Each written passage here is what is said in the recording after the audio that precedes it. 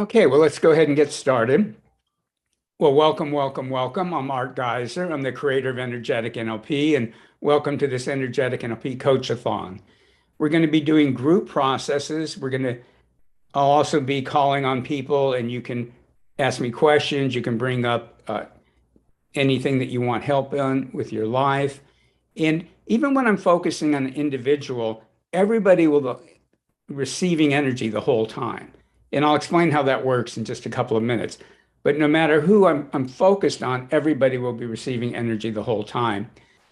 And this would be great if you want to in the chat, just put where you're joining us from. It's always fun to see. I mean, I see people I know from the UK and Ukraine and different parts of the US and India. For those of you that are younger, it may not be that amazing anymore, but I remember when calling somebody in a different part of the United States was incredibly expensive. And my brother lived in Japan for 3 years, and I never called him. I would record cassettes and mail them to him, and he'd record cassettes and mail them back because it was just so expensive to try to talk on the phone. And here we are now where we can do work together like this, and it just, I find it completely amazing. Let me just check. Oh, didn't mean that.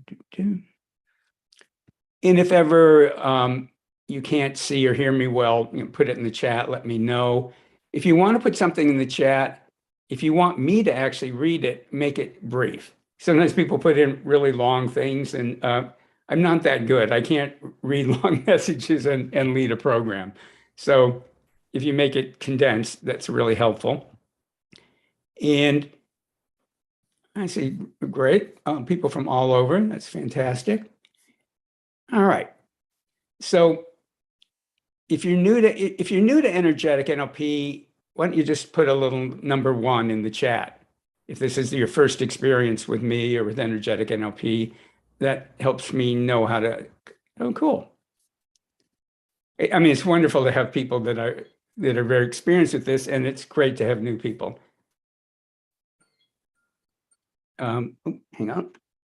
Got to turn my phone all the way off. There we go.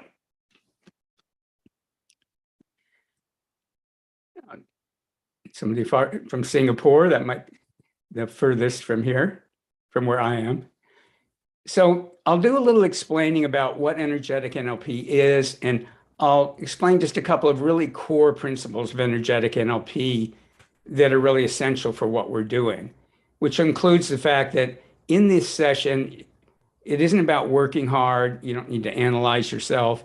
This is about putting your own spirit and inner wisdom in charge and really letting the magic happen. So consciously, you'll set your intention, you'll give permission, and then you'll let your own spirit and inner wisdom take care of everything. As I started to mention, even when I'm focusing on one person, the energy will be always working with everybody. And it's a huge advantage to hear what other people are talking about.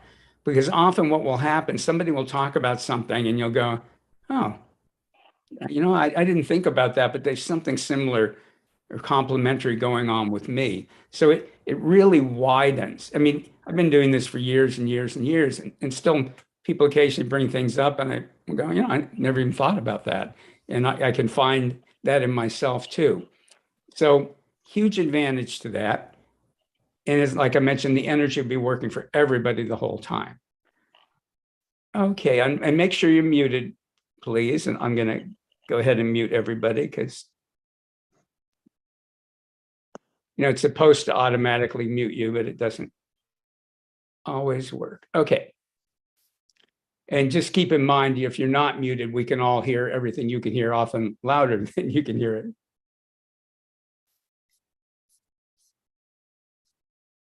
Okay, I'm just glancing at a few of the things in here. All right, so we're going to start with, again, I'll explain, take 5 minutes to explain some core concepts. You'll start learning how to put your own inner wisdom and spirit, what we call your miraculous self, in charge. Then we're going to do something, again, please make sure you're all muted. I don't want to have to bounce people off the call because that's the only other choice I have. There we go. That people aren't aware that a lot of their goals, their dreams, their outcomes aren't authentic, or there may be a portion of it that's authentic and a lot of it isn't, that it's being distorted by other people's energy. So we're going to do some clearing of your goals and outcomes for yourself, how you want your present to be, how you want your future to be, what kind of person you want to, people talk about self-concept, self-esteem, what kind of person do you want to see yourself as? Then we're going to drain out of those everybody else's programming that you've received from your parents, teachers, people like me, leaders of all kinds. Everybody's constantly programming one another. And that's not bad or wrong. It's how human beings work. What's fantastic is when you learn that you can start clearing that programming, both the unconscious programming, the spiritual programming, the energetic programming. That will allow you to live a life that's more authentic, more flowing, more satisfying to you. So again, I'll ask you all to mute yourself, please. Because I know I'm hearing somebody. Thank you. Great. And once we really get into the meditation parts, and it's okay if there's background noise, but it's nicer without it. All righty. So a couple of the core concepts from energetic NLP. One is something called your miraculous self. And this is a concept that's unique to energetic NLP, and you'll be using it during the session. Your miraculous self is different than your high self. Your high self just exists. Your miraculous self is something that only kind of exists until you work with it. It's like a muscle in your body that you rarely or never have used, so that even though it exists, even though it's in you, it doesn't have any power. You can't do much with it until you start using it. So let me just check one technical thing here. Hold on.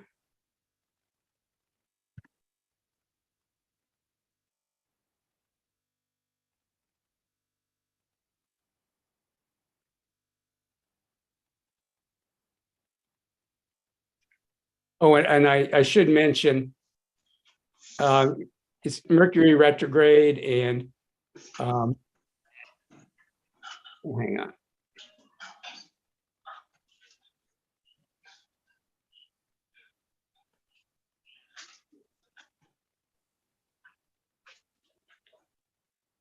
And I'll ask one more time to remind people to mute themselves. Because again, for some reason, the mute all is not working. Okay. Let me just check again.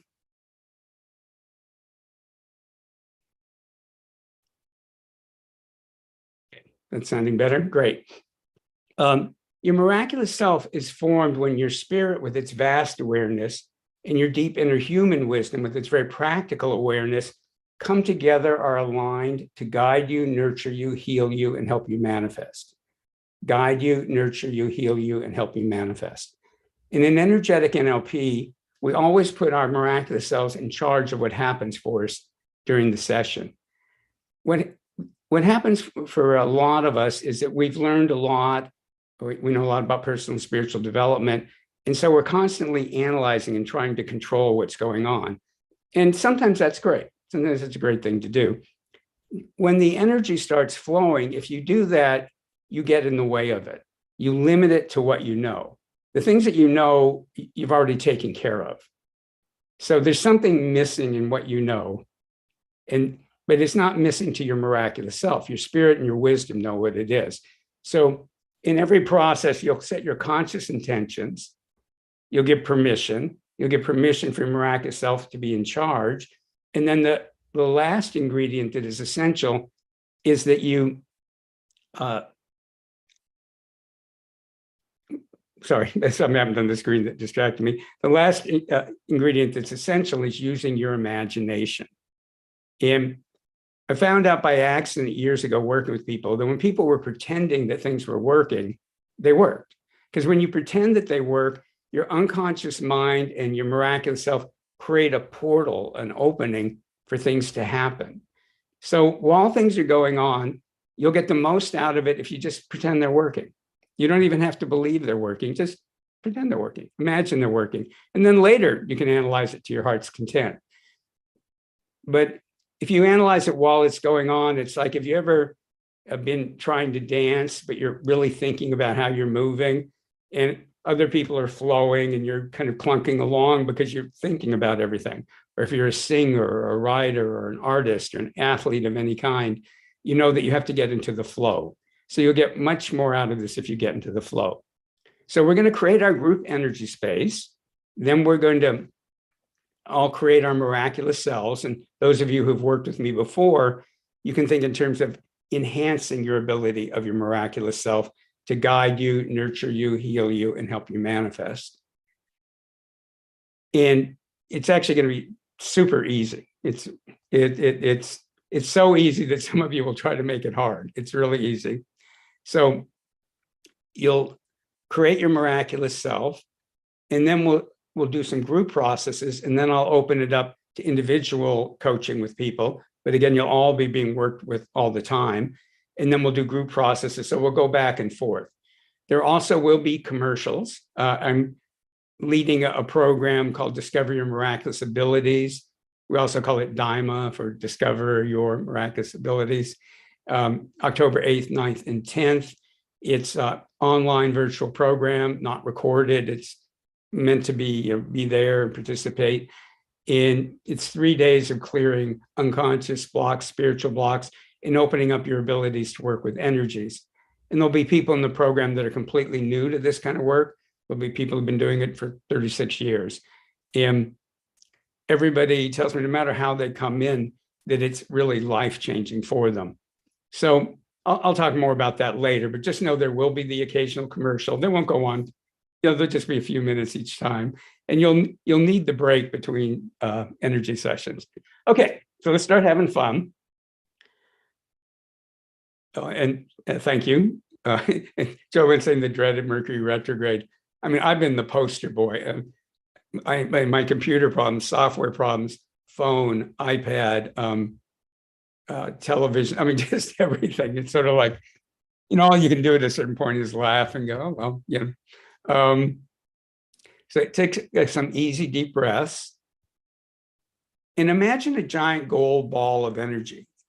And when I talk about visualizations, if you see them clearly in your mind's eye, that's wonderful. If you don't see them in your mind's eye, it's equally wonderful. All you need to do is pretend that you're seeing them.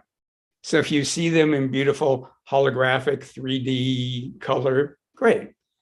If you're like a lot of us and you don't visualize that clearly, and you just go, okay, I'm pretending there's a giant gold ball, it works equally well as long as you don't fuss about it.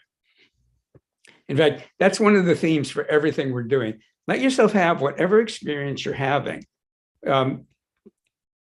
People trip themselves up in energy work because we think often we should be having a different experience. And just let yourself have whatever experience you're having. So take a couple of easy, deep breaths. Imagine this giant gold ball of energy. And it's our energetic NLP Energy Spa Coach-a-thon space. And we're going to dissolve it at the end.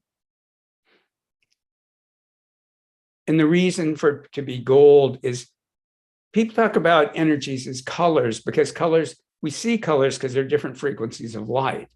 And colors are a way to identify different frequencies of energies.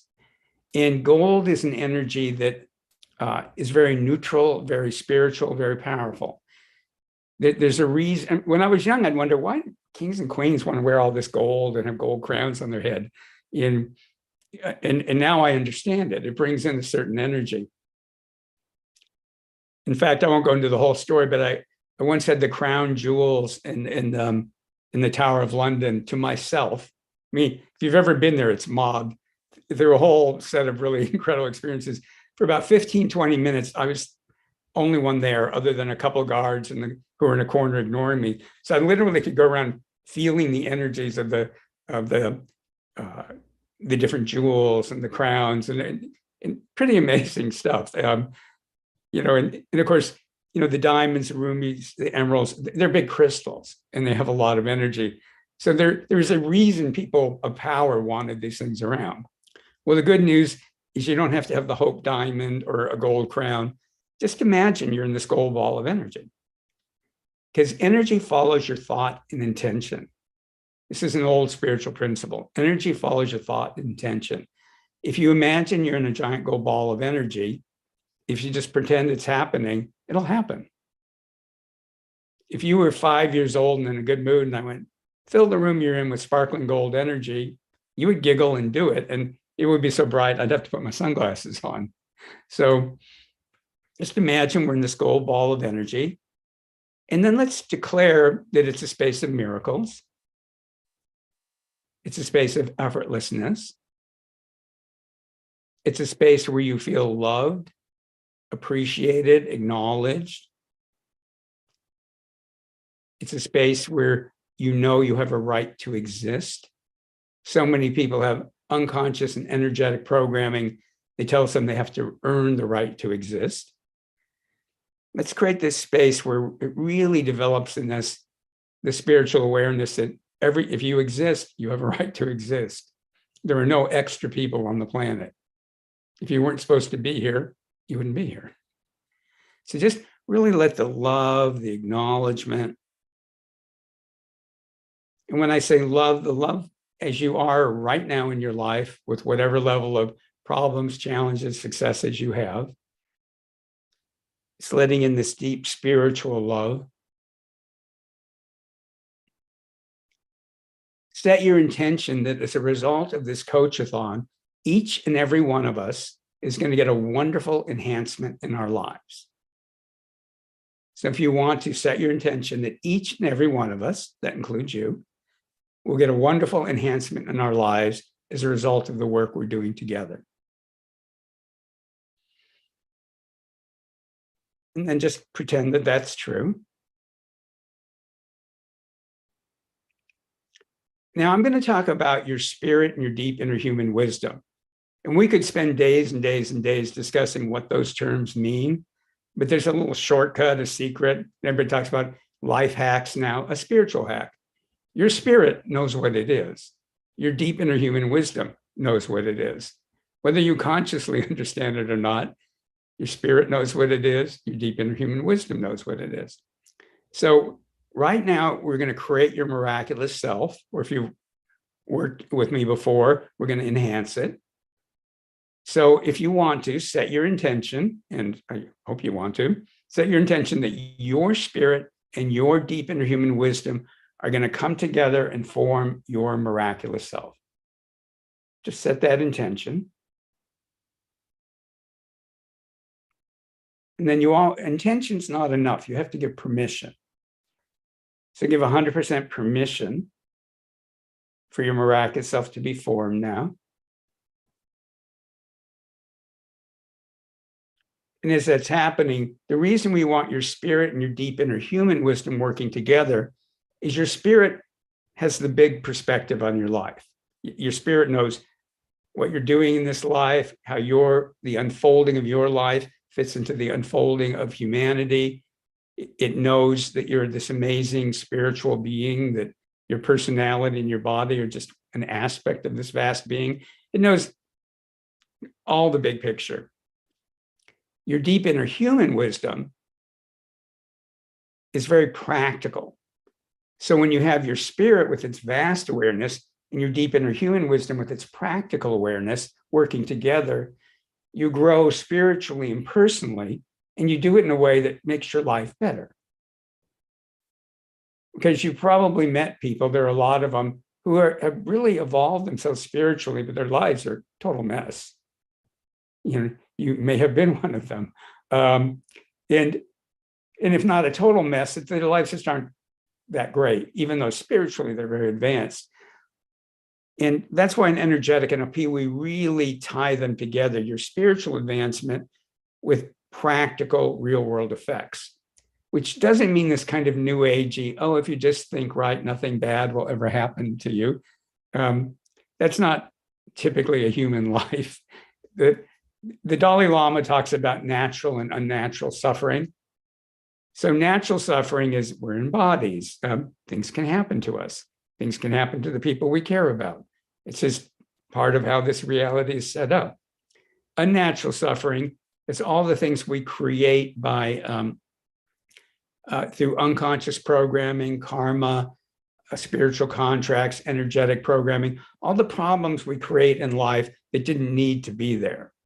Doesn't mean it's not our fault, because we didn't know how to be in control of all that, or how to work with all that, or I should say heal all that.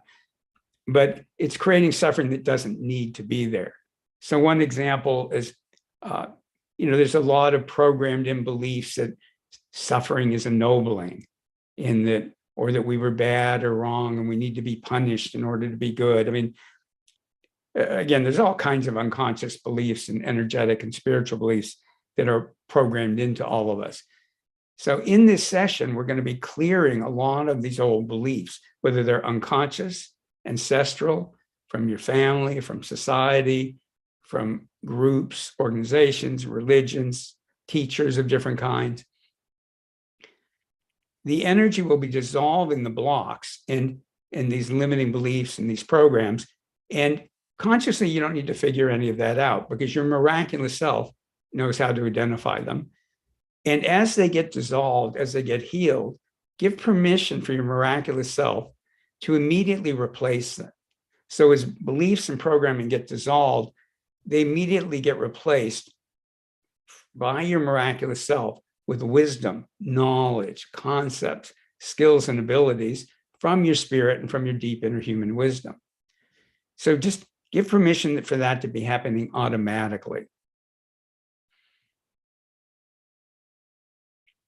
Now, as I mentioned at the beginning, we're going to start with working with, let me rephrase it. We're going to start with your goals, your dreams, your desired outcomes in life. And we're going to start pulling other people's energy out of it. Because most of your goals, desires, and dreams are either not fully yours, or they may not be yours at all. They may be just completely programmed in. And even if it's just like 80% yours, 20% other people's energy, that 20% is distorting your life, distorting your dreams, distorting what you can manifest. So we're going to start clearing the energy out of your goals and desires and dreams that isn't authentic. Your miraculous self will replace that energy. And then we'll do a meditation to clear blocks to the manifestation of your goals, dreams, and desires, or something better. And then I'll start doing individual coaching. And we'll go back and forth during the session between individual coaching and a few group processes. There'll be a lot of individual coaching. And again, there will be times when I'll be talking about the upcoming Discover Your Miraculous Ability program, the DIMA program, October 8th, 9th, and 10th. Okay, so easy, deep breaths, everybody. And just imagine now you have a miraculous self. And again, you don't have to believe it. Just imagine you have one. And right now, set your intention and give permission for your miraculous self to be in charge of how you benefit from this coach-a-thon. Let it figure out what blocks, what limitations to dissolve, and what to replace them with. Again, what you know how to do consciously, you've already done, if it mattered to you. We want to work with what's outside of your conscious awareness, deeper or beyond it.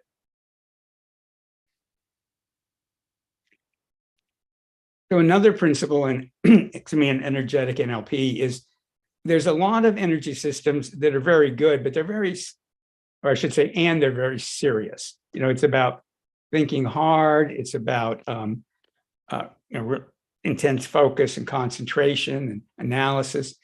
We're doing the opposite. Once you set your intention and give them permission, I call these energy spas, because the idea is then just relax and let the magic happen.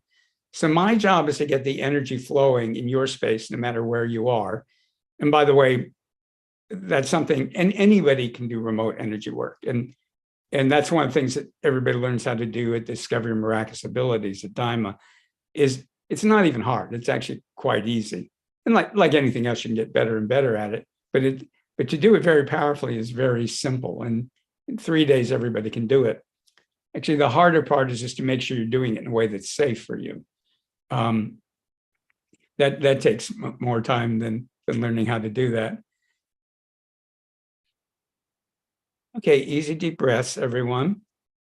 And at times I'll talk about putting a symbol out in front of you. And there is no such thing as a right symbol. Symbols are just symbols. You can make anything you want a symbol. You can make this pen a symbol for world peace if you want to. I mean, the whole thing about the symbol is you have whatever meaning you want to give them. So when I talk about symbols, what I suggest you don't do is obsess about getting the right symbol. Just pick one. So some people, they always use like a rose or a flower or a tree or a pyramid or a cube or a sphere. I just always imagine little balls of energy, a ball of energy for love, a ball of energy for fear, whatever it is. Each one's its own symbol. So right now, take an easy, deep breath and let your miraculous self put in front of you symbols that represent your goals, your desires, your dreams. And you don't have to consciously know what they are. Just let them be out there, whether it's career, abundance, finance, love, relationships, health, vitality, spiritual growth, personal growth, whatever else is on your mind. Just imagine little symbols are appearing out in front of you. And as I do that, I don't see the symbols clearly, and I don't want to. I just pretend that they're there. And I just know that each one represents a goal, dream, or desire for me. And then just imagine now that little tubes of energy come up from the earth into each of the symbols. So you're grounding each of the symbols.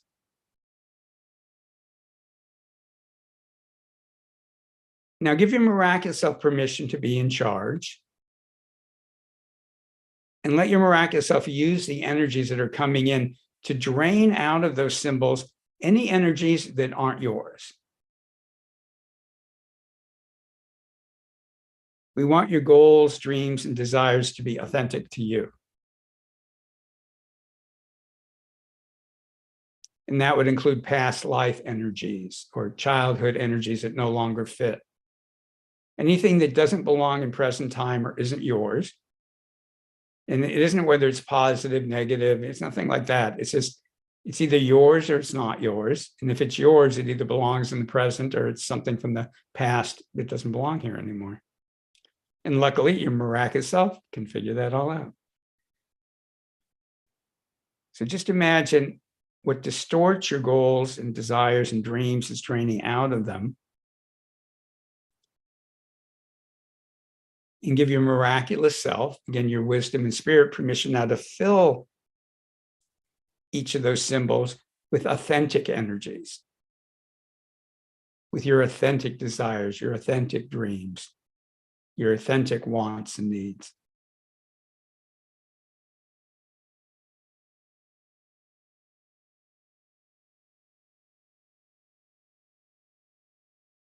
And then give your miraculous self permission to fill those symbols also with energies that will help you manifest those goals, desires, or dreams, those wants and needs.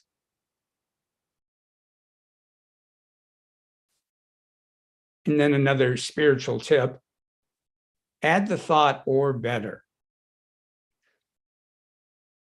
It's a wonderful spiritual principle. So you think about what you want or need, but then you add or better.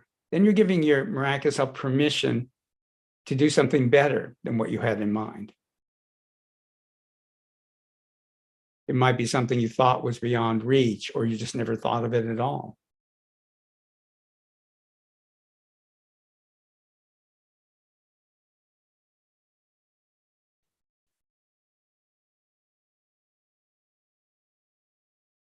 And then imagine all those symbols coming back inside of you and being incorporated into your energy field. Into your energy field, into your conscious mind, into your unconscious mind. and just let it happen outside of your conscious awareness. You'll probably feel something's going on, but don't try to track it or control it.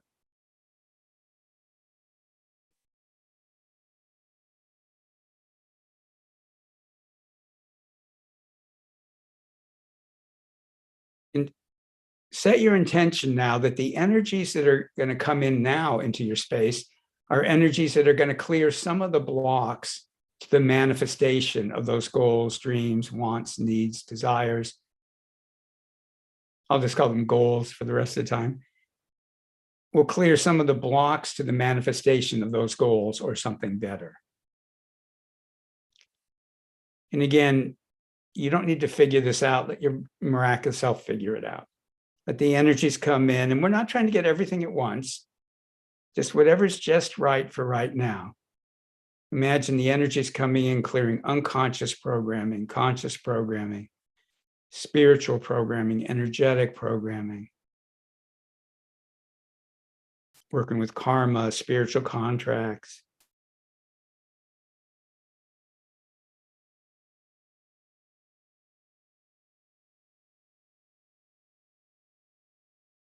Some of you are getting very serious, so go ahead and smile. Remember, it's more powerful if you just playful. Just go like, this is a fun little game. I'm imagining these energies are coming in and they're doing all this magic and miracles.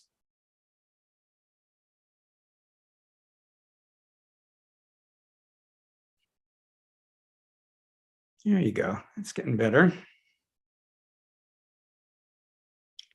Even if your problems are very, very serious, which many of them are, for right now, just be playful with the healing of them.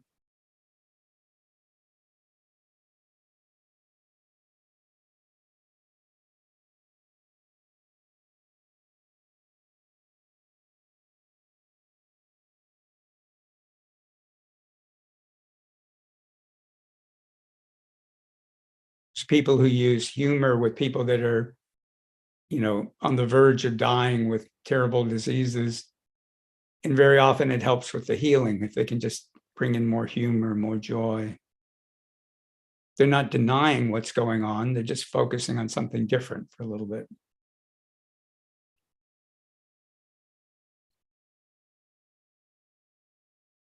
Set your intention and give permission that you're getting a mental, emotional, and physical and spiritual healing.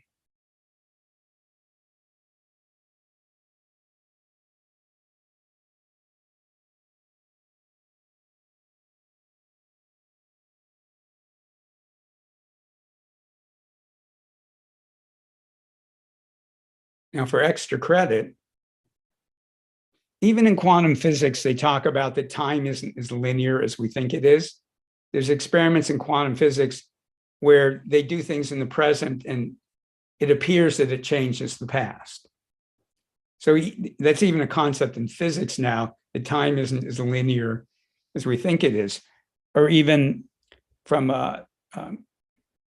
I think it's the general relativity theory of Einstein's, is that all time exists all the time. That it's all coexistent. It's just not all at the same place at one time, which is another mind-boggling idea.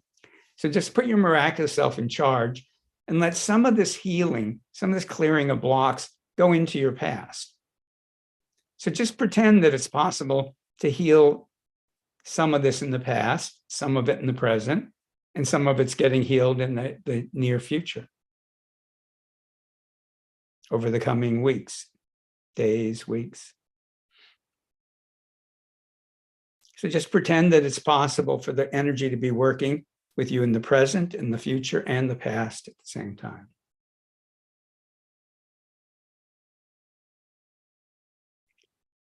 And of course, if they get healed in the past, now they no longer exist in the same way in the present.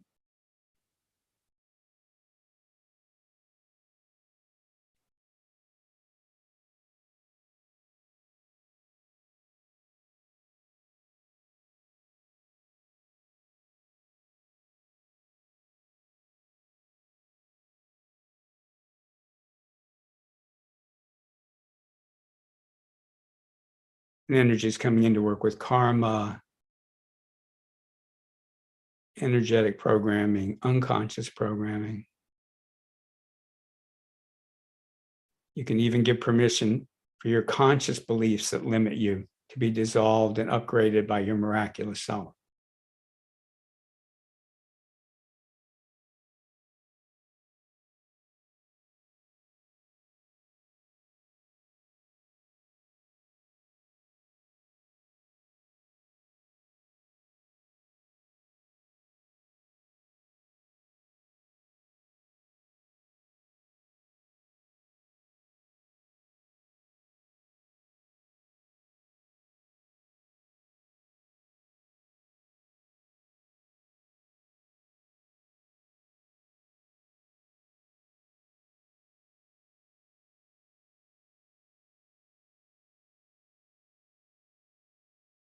Remember to smile again.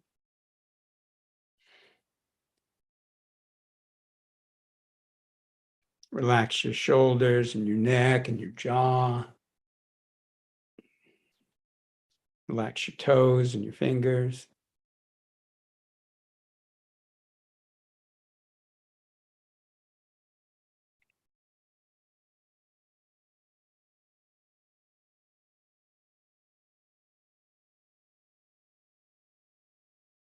Now energy is coming in to help you process and integrate what you just did.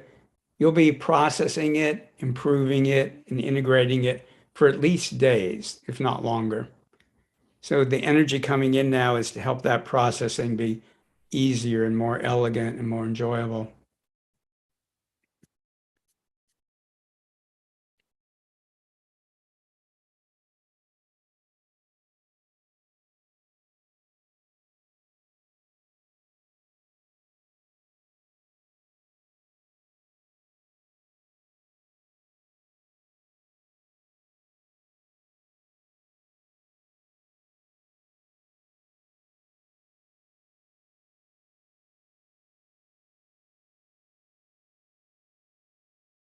And after you do an energetic NLP process, you always want to fill up because we're doing a lot of clearing.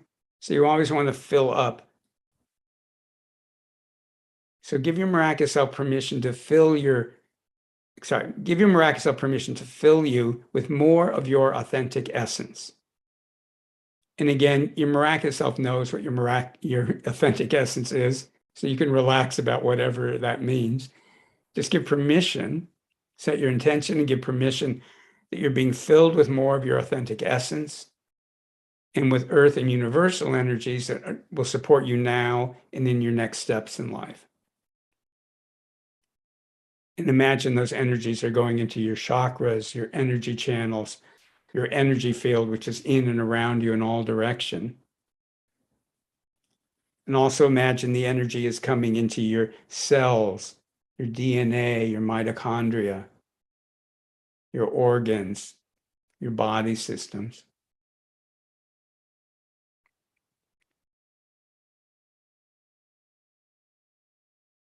Easy deep breaths.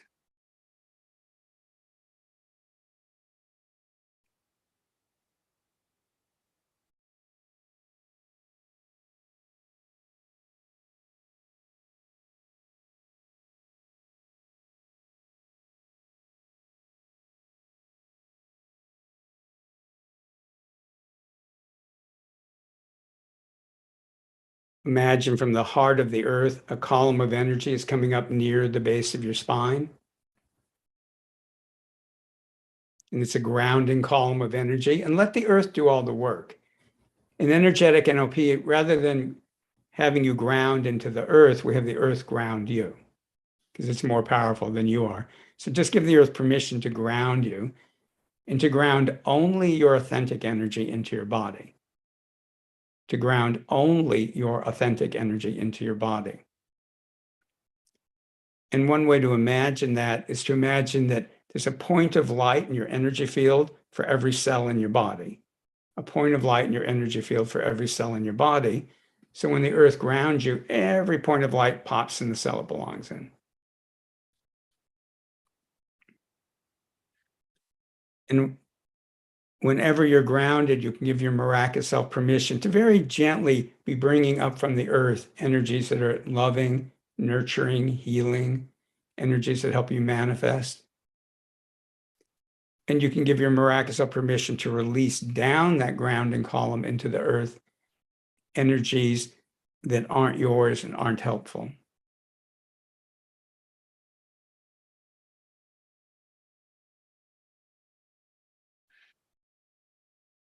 Okay, go ahead and wiggle your fingers and toes and stomp your feet, pat your body. We're going to be doing more meditation, so you'll get back in the state, but come back to outer reality again. It's good to stretch, move. You can even stand up and stretch. That helps your body realign. And before I start doing some individual coaching, if anybody wants to make a comment on that process that we just did, on your experience with it, or if you have a question about that, you can either put it in the chat or you can raise your hand. And you raise your hand by, at least, I know it's different on different devices. If you click on reactions, there's a thing called raise hand. Or if you click on, if you click on your own picture, if you can do that. No, I don't think so. And I'll read a couple of comments. One I want to highlight here. If my mind wandered during your guidance, was healing still effective? Thank you. Yes, and I should have mentioned that already. It's fantastic if your mind wandered. The energies, each time we work, I'm bringing in like a whole symphony of energies, and some of them are very high frequency. And they put you in this altered, dreamy state that psychologists call it the hypnagogic state. And you've all experienced it, like when you're falling asleep and you're not really asleep and you're not really awake, and you know you're thinking, you don't think something's going on, but it's like a dream. It fades away if you focus on it. And it turns out that mental state, and you can measure it with brainwave equipment. I was actually involved with a project doing that once. And in that state, it's much easier to let go of unconscious and energetic blocks and limitations. So during the processes, if at the end you're going, I don't remember anything, that's fantastic. That's great. Occasionally that can be resistance. And if you're not sure, you can ask me in the chat, but 99% of the time you're going into this altered state where your miraculous self can do the magic. So if your mind wandered, it's fine. If you paid attention to everything I said, also fine. If you thought profound thoughts, great. If you thought mundane thoughts, great. Just let yourself have whatever experience you're having. Because as the energy clears, sometimes you just kind of go into an altered state. You may feel temporary aches and pains. And if that doesn't get better, let me know. But sometimes when you're clearing blocks, you feel it physically. And emotions may come up. And emotions coming up are fantastic if you just let them flow.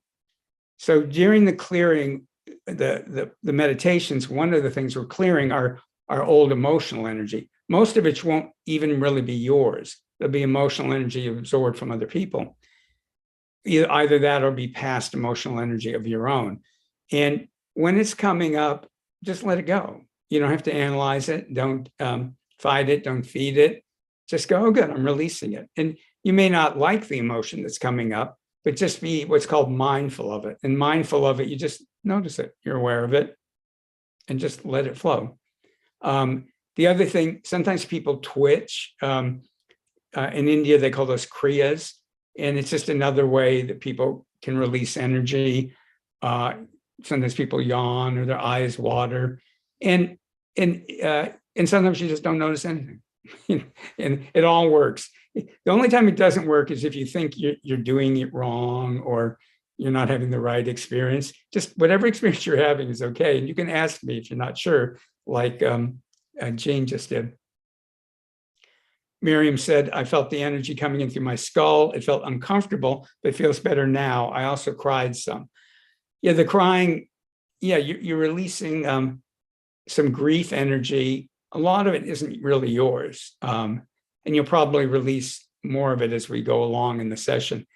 So that's really good. And again, sometimes when the energy comes in, sometimes it feels great. Sometimes you don't notice it, and sometimes it's uncomfortable. And all of those are good. Sarah saying, felt a lot of childhood stuff coming up and possible past life. And wow, I'm in some huge mountains, and they really had powerful energy when we earthed. Yeah, and I think, Anne, on some level, part of you was somewhere really powerful. Grateful, needed that. The last few months have been one doozy after another. Let me unmute a couple of people. I'll start with, now I know your hand was up before. Steiner, was there something you wanted to say now, or?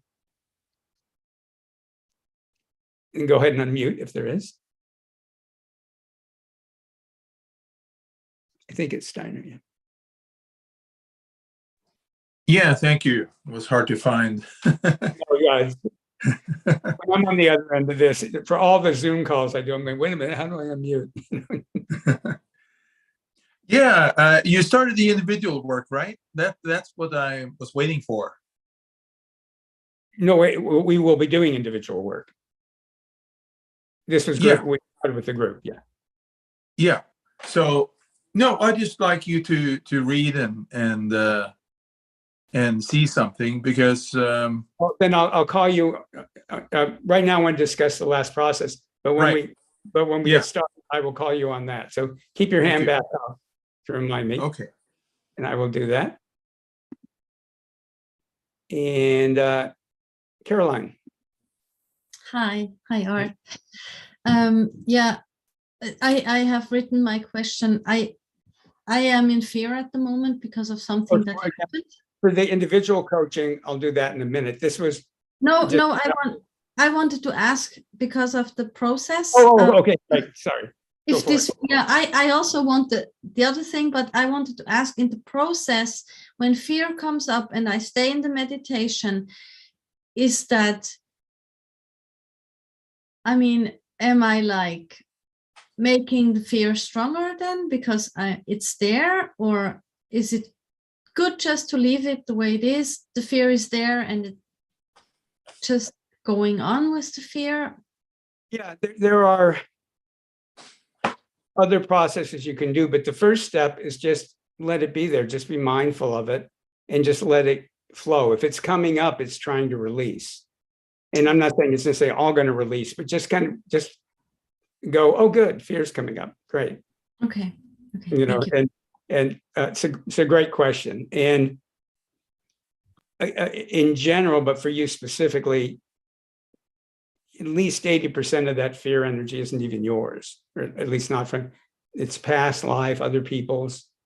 And we'll work on that. But so yeah, whenever an emotional energy comes up, just be mindful of it and go, okay, good, it's being released. And during this one session, you may or may not release all of it, but you'll release every bit you release is good. It's a great question. Thank you. Anon. Hi there. Hi, Art. Yeah, so with these kind of processes, I just kind of go, okay, well, something's happening in the background and just allow it, and it's going on. And so I was slightly doing something else, if I'm being completely honest. But yeah, it made me curious, what is the role of the conscious mind? And is that okay if I go, no, it's working in the background and I'm just going to do something else? Or where is the kind of bringing attention or awareness or? Yeah, so the definite role in this of the conscious mind is setting intention and giving permission. Okay. So that's always there. The conscious mind setting its intention or better, and then giving 100% permission. And there are, for what we're doing today, I want to emphasize just then after that, just relaxing. And Sometimes doing something else to divert yourself can be helpful, sometimes not. I can't make a general rule. So there's times when I can feel my miraculous, it doesn't happen as much anymore, but years ago, sometimes my miraculous self would literally tell me, turn on the TV and watch something stupid, just something that kind of, that isn't going to make you think, that just some, like dumb comedy or something, and I'd be aware all this stuff would be going on. It was just keeping my conscious mind busy. So kind of follow your guidance on that. If it feels like good to divert your conscious mind, you can go ahead and do that.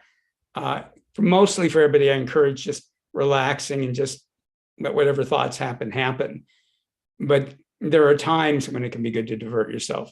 So I say kind of 80, 90%, just kind of stay with it and just let your mind go wherever it wants to go. But if you feel guided, like doing something else would be helpful, because it gets your attention focused somewhere else, then follow that. So I know that's kind of vague, but is that helpful? It is helpful. Gotcha. I guess it's after all these years, there's kind of a deep faith that the energy is working, is there all the time. So yeah, and I know that things don't happen in your life. So yes. Well, thanks. Let me read a couple more comments and then I'll do the individual coaching. A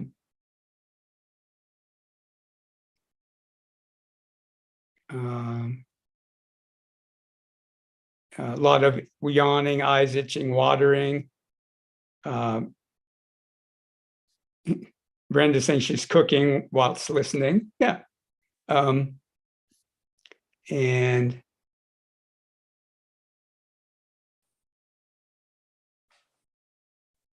I think this is a desired outcome from Paige, to be able to be at ease and let other people have their moods and energy. Yeah, that's a great skill. Shiri, and I apologize if I'm probably going to pronounce a lot of names wrong. I have very sore back, buzzy feet. Yeah, I'll help you with that. The sore back, there's a lot of little energetic cords going into your back, so I'll help you with that. Delfino saying I did not tune in much, which is fine. You don't need to tune in. The hardest part for people to get is once you've given permission and set intention, you don't have to do anything. All you want to do is not get too involved in analyzing.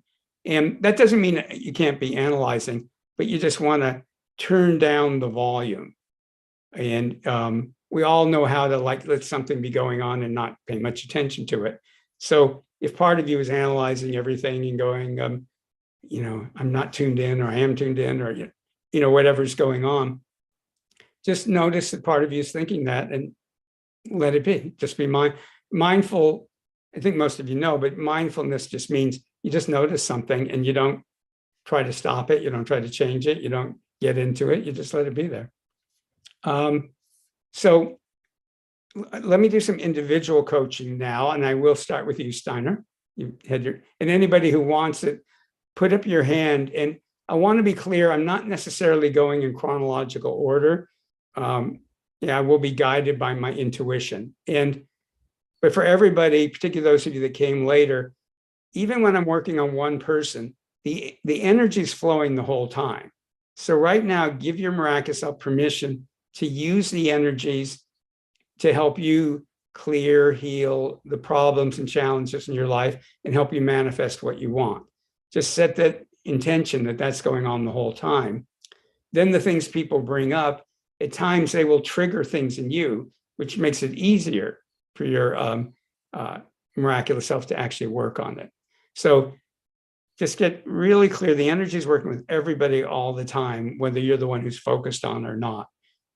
I know when I've been with like a friend of mine who he has a different approach, but kind of is similar to this coach-a-thon kind of thing, that I'm always getting benefit no matter who's bringing stuff up. And very often if I go, I don't have a problem like that. If I really tune into myself, I go, there is something about that in me too. And that helps it get cleared. So Steinhardt, am I saying it right? Yeah. Yeah, good. Yes, very good. Very good. Yeah, this is my second time, and I loved the first one, and Great. I totally appreciate this. So, yeah, I'm just open for a reading because we got started last time. I was attacked by a black attack over many years, and I've come out alive at least. But to come back to business is a bit harder. So I'd like a reading on my work and income. Okay. And for any of you who'd like improvements in your work and income, give Imrak yourself permission to be really focusing on that.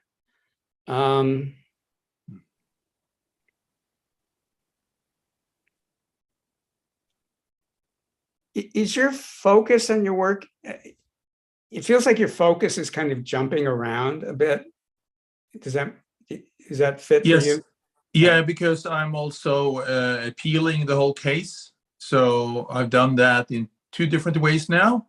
Mhm. And I found some solid evidence to prove everything wrong. So yeah, it's all, I think it's going the right way, but that has taken a lot of focus away from my work and the consulting and yeah. Well, even in That's terms true. of your work, let me. Okay, that is what's bouncing your focus off work. Yeah.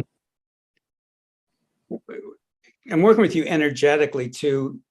One thing that could help you is to set periods of time where you're really clear with your conscious and unconscious mind, like this is work time, that there's no reason to be focused on the other stuff at that time. There's nothing you can do about it. And that having different contextual markers. So, and they can be anything. Like I knew somebody sometimes said he'd put on a little cap and it was his like CEO hat or something, do something that marks out to your conscious and unconscious mind. This is focus on business time, and write down, okay, from 1 to 2 or 1 to 3, that's what we're doing. And just get really clear to yourself that all that other stuff is still going on and you'll come back to it. It'll also help you before you start trying to do the work part to write down what it is you want to do in very small steps. And somebody was teaching me this recently, and it really does work, where they go, if you're really feeling a bit stuck on your work, write down, turn on computer, open Word document, which Word document, do this, and it's amazing. If you have it planned out like that, it's like step 1, step 2, step 3, and it can get to the groove. And I was resisting doing it at first, but it really works. And I think if you go online, there's different things about productivity and stuff. You might look at some of that, but setting out the specific time and make the times shorter and then build them up. So don't go, okay, I'm going to spend 8 hours on my work right now. If you haven't been doing that, it might be just 1 hour and then it's an hour and 10 minutes. And just like with physical exercise, let yourself build back up to it. Because there's a part of you, say hello to the part of you that really wants to get the work done. There's part of your unconscious mind that like unleash me, let me do it. So, and there's another part of your mind that thinks you have to keep all your focus on this other stuff. So let me work with that. And while I'm working with it, reassure it that that's not how life works. Things work better if we focus and then we completely take our focus off something. You found that in your life, right? The longer we stay focused on things, at a certain point, it starts becoming counterproductive. So just keep reassuring your unconscious mind that when you have things to do about your legal case, that's when you focus on it. Otherwise, it's not only not helpful, it's hurting. Yes. Yeah. And there's a part of your mind, the way I'm seeing it, that wasn't aware of that. It just thinks, focus, that kind of like, make it happen, focus. And so keep reassuring that part of you that when you're doing stuff around the case, great. But otherwise, it's like if you were training to run a race and part of your mind wanted you to keep lifting bales of hay all day or something, something that it's not going to help you in the race. It's going to make it work. That wasn't a very good analogy, but it's No, like, but I get it. yeah, you get it. Good. Yeah, because it's squandering the energy. Yeah, it is. There we go. So and this is lighting up a number of you. So anybody, whether it's about focus and productivity or your work business or income, just let the energy come in and clear blocks and open up more possibilities. Yeah, what's aggravating this today as an image, I had an amazing house here in Norway, and it's up for sale right now. Mm-hmm. And I would love to buy it back. And here I am, not in a position to do so. I still went to see it today, and I could give some good input to the agent, but technically, because I know the house so well. So that's part of what stirs me up to, that it's like, fuck, I'd like to buy the house back. And there's absolutely no way as it is right now. So, but what you can do is to think it's possible that in the future you'll be able to. That just because you can't buy it now doesn't mean you'll never have a chance to buy it again, or that there could be a house that you like even better. Yeah. Today I would buy that house back, but in 3-4 years, I'd say, no, I'm too old, or all the kids are grown and all that. Yeah. So just, reassure parts of you that like, well, unless you're willing to do whatever it would take to buy it now, that like, no, this, sure.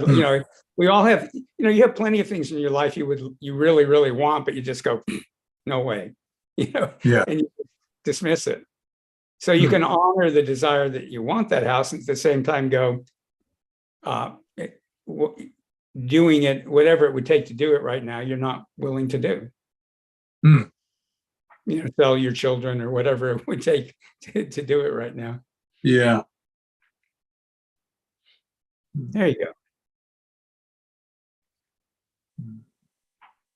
And you can simultaneously feel sad about it or whatever emotions it would be, but just kind of go, this isn't the right time. And there will be that house or another house later. I've only been to Norway once, but I remember there being quite a few houses. There you go. So bring some humor into it. It's like, there's only, 6 billion people on the planet who want houses they can't afford at the moment. There you go.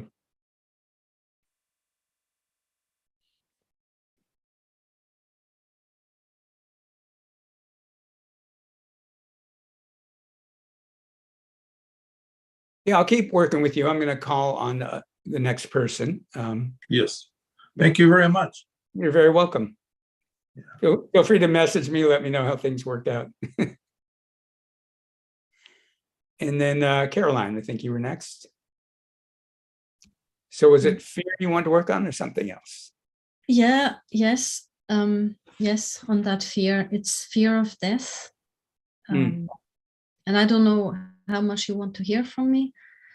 Well, that's enough for right now. I'll and thank you for saying that. So for everybody, just start with a little bit of information. And if I have questions, I'll go into it. Or if you feel like once I'm talking that I'm way off course, let me know. It's fear of death. That's lighting up quite a few people. So anybody else who'd like to work on fear of death, whether it's fear of your own death or fear of somebody else's death or both.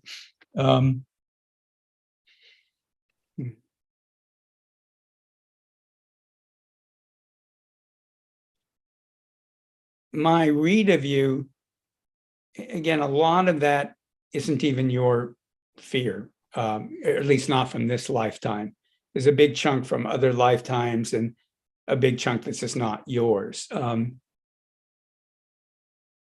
So with your permission, put your miraculous self in charge. We're going to start dissolving a lot of the beliefs and programming about death and fear of death, and let your miraculous self replace those with wisdom, knowledge, concepts, skills, abilities, attitudes from your miraculous self. And for everybody, when you do that, it works best if you don't try to track it. Just let it come in and be absorbed.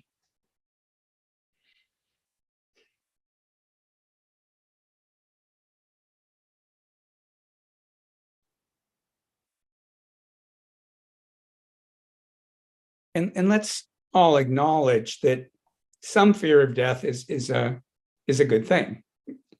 You know, it's we're biological creatures, and that's part of our protective medicine, that we don't want to get hurt, we don't want to die. But it's all the stuff that gets layered on top of that.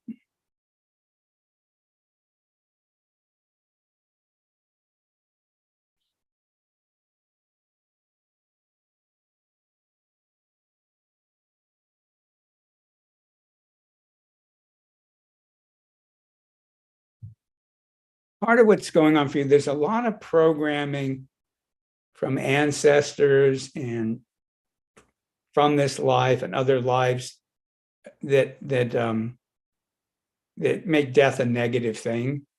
Or I'm not talking about dying, I mean being dead. You know, so a lot of negative programming about being dead that I don't think is your truth.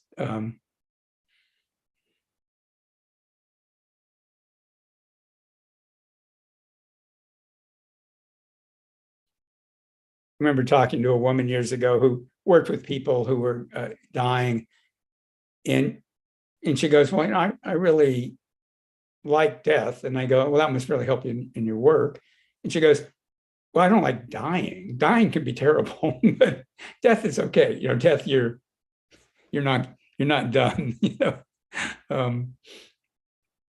here we go.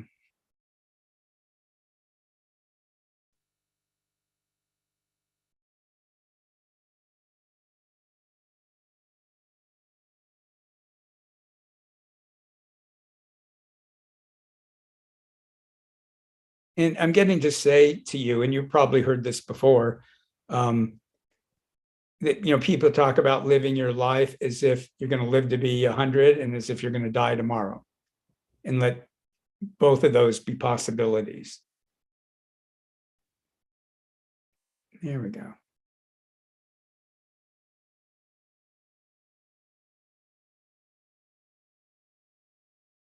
How are you feeling right now? There are waves of peace, calm, and then there are the waves of fear. It's at the moment it's fear about my daughter. Security.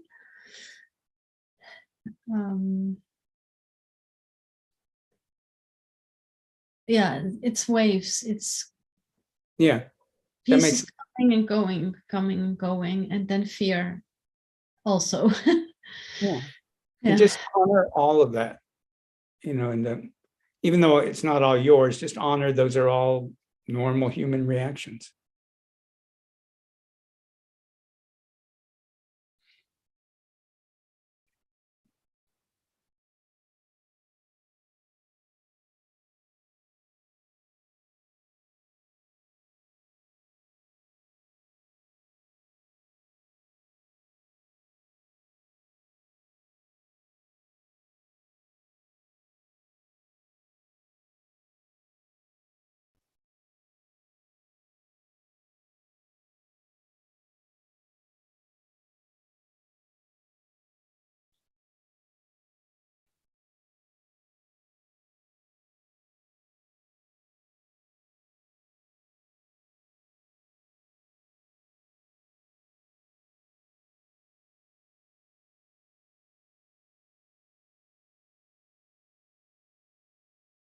And again, for everybody else, also easy deep breaths, and just let the energy update your own fears, thoughts about death, your own, other people's.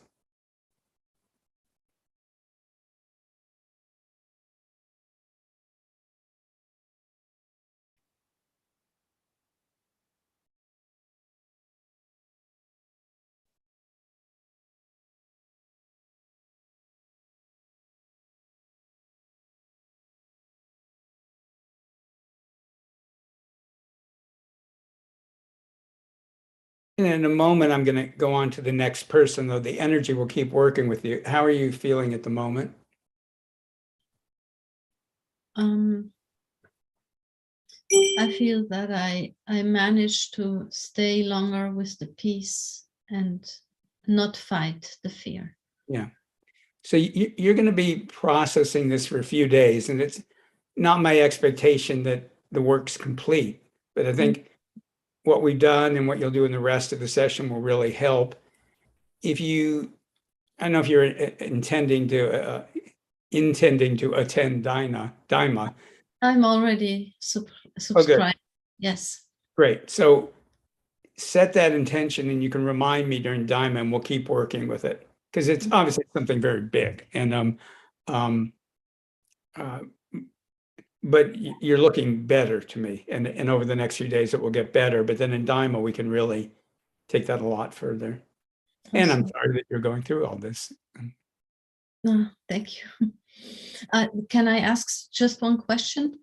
Do you like when you say you're reading, can you like also tap into if my daughter is in danger or not? Well, I'm not a fortune teller, but let me look at her. What's her first name? Timea. Okay.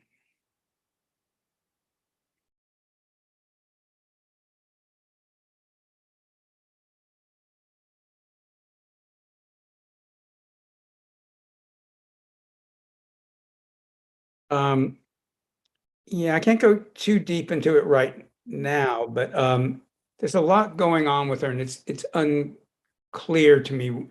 It's kind of in the middle. It could get significantly worse or completely better. How old is she? She's 30. No, it's you know, it's like she's not bad now, but she had contact with a dog, and I'm afraid that the dog might have rabies. So Oh, you know, that's my fear. yeah. I actually had to have rabies shots when I was a kid. At least they're better now.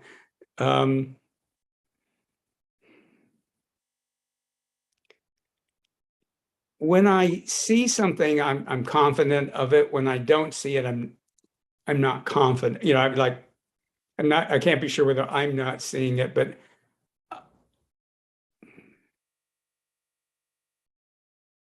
have they examined the dog for rabies, or do they have the dog? Well, they have been with the doctor, and the doctor said they can keep the dog and just wait. So yeah. Yeah. But yeah, it's okay. We can leave it there. Yeah, I don't think so, but yeah, I don't think that that's happening, but I would keep on top of it. I mean, I got lucky. The dog got loose and got hit by a car, so that they could examine the brain. So which was an interesting set of circumstances, but yeah, I don't see it, but like I say, when I don't see it, I can't say for sure. Yeah. Okay. And Awesome. let me know how it works out. Yeah. Thank you. Thank you so much. And let me just change the view for a minute here.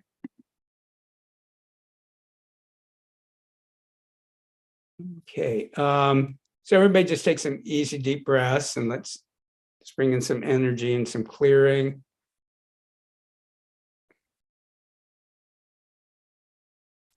And Jay, you had your hand up.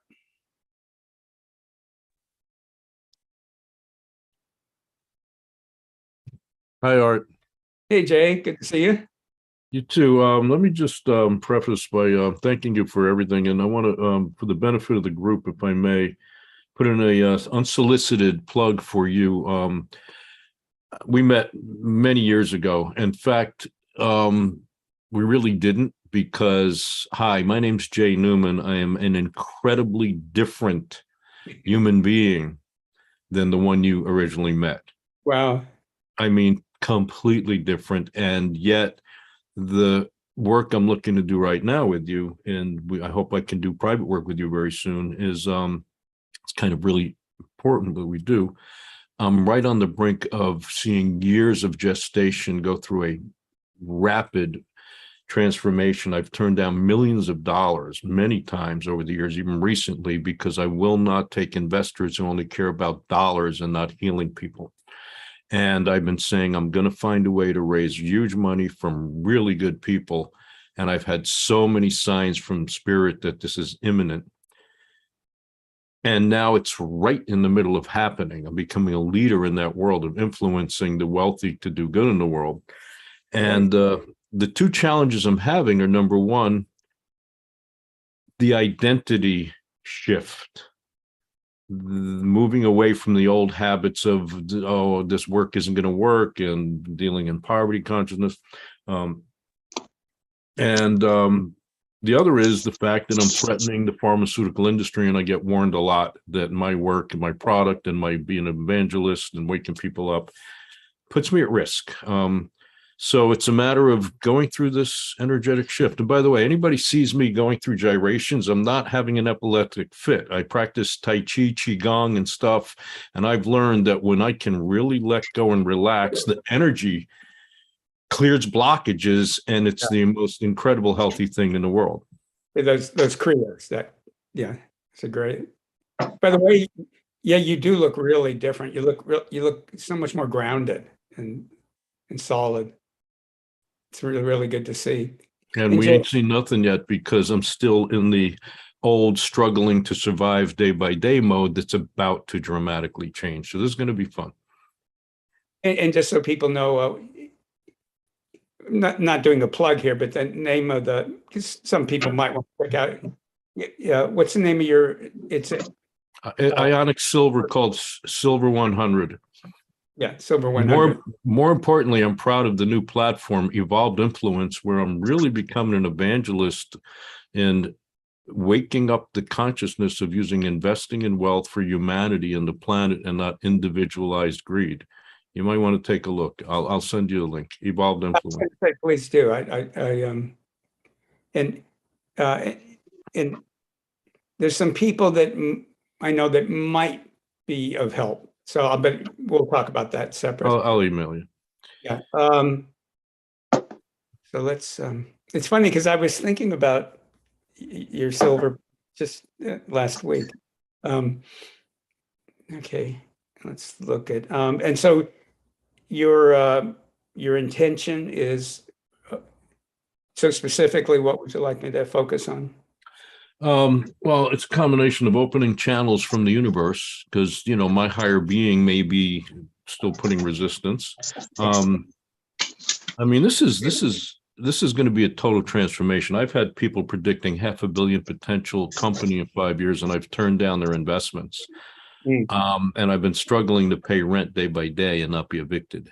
And right now, my opening up at the broader, higher being level for the flow of guidance and money to come in, and for the guidance to come through me and my flowing accordingly, rather than be hindered by old obsolete patterns, and be fully engaged with the new identity and activity and role of being with things thriving. Hey, Mike, could you mute yourself because we can hear everything you're doing? Easy to get. Thank you, Mike. If you'd unmute, I mean mute. Okay, so for and also to proceed without the fear of the pharma mafia knocking me down, taking me out. again, it's not that I see everything. When you bring that up, I don't think you have to be that worried about it. I mean, I think you need to be smart, in the same way. Let's say somebody's going to like I used to go to Brazil a lot, and it's not the safest country in the world walking around Rio, but there's things you can do to make it really unlikely that anything's going to happen. So go ahead and do the logical things, whatever you're getting advised. But I don't think that's going to happen. I mean, I don't see that being a serious problem for you. And one thing, so we'll work with your energy on that, so that clearing what in you gives an opening for that. So for everybody, again, anybody who's working on finance of any kind, or business or career, that's it, really bringing those energies.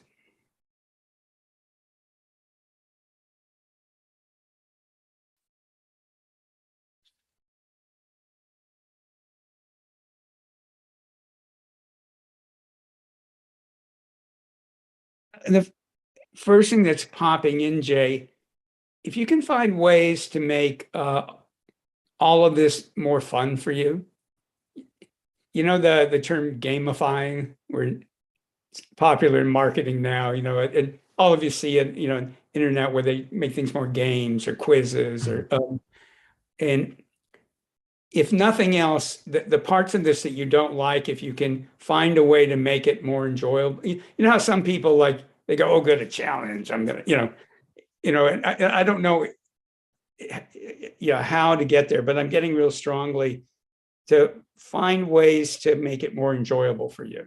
All right, there's one potential fulcrum in exactly that arena. And that is, I've been getting signs galore about the imminent success, and they've been coming bam, bam lately. But also I've been getting powerful, unequivocal signs about a certain young girl. And my being is such that my past life, that means everything to me, to be on my game, or like a ship without a rudder. She's far-fetched. She's So, in the... But don't go to the details right now, because we don't have time. But there are more than just those two ways. And so your assignment is to, and this is for everybody, if you're going to have to do something anyways, can you find ways to make it more interesting, more enjoyable for yourself? And so, like, I remember years ago, a woman, telling a group of us, oh, she loves doing her taxes. And she just sets it up in her mind where it's a fun experience. So for you, finding ways, the things that you have to do anyways, finding ways to appreciate it or make it more fun. And I'm not going to get the details now, but that's your kind of assignment, is what I keep hearing real strongly, that if you let yourself, you'll find ways. I mean, sometimes people, like, they set a timer and they have to get so much done. And so, it's different for everybody's personality, but just find ways to make it more interesting. Can I ask you this? Because I think this is pivotal to what you're talking about. It's got to be brief, though, because I'm going to have to go. I know, but I think this can apply for everybody in a lot of ways. And I think it's really important. See what you think. I've said I'm looking to go through the identity shift, the self-identity shift, and the habitual projecting of what the outcomes will be based on past failures makes it not fun, whereas expecting good outcomes, truly consistently believing that, makes it fun and makes it flow. And that's the identity shift, or the self, I don't know what else to word it, that I have to do before the outcomes are flowing in and the bank account is there supporting it and the fun is there. So that I'm going to cut you off. So let me work with the energy. And it's a very good point you made.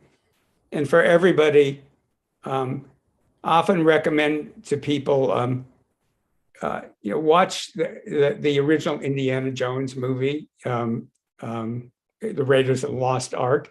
Is a good one, because what's so interesting about the Indiana Jones character is he always has a goal and he almost never succeeds.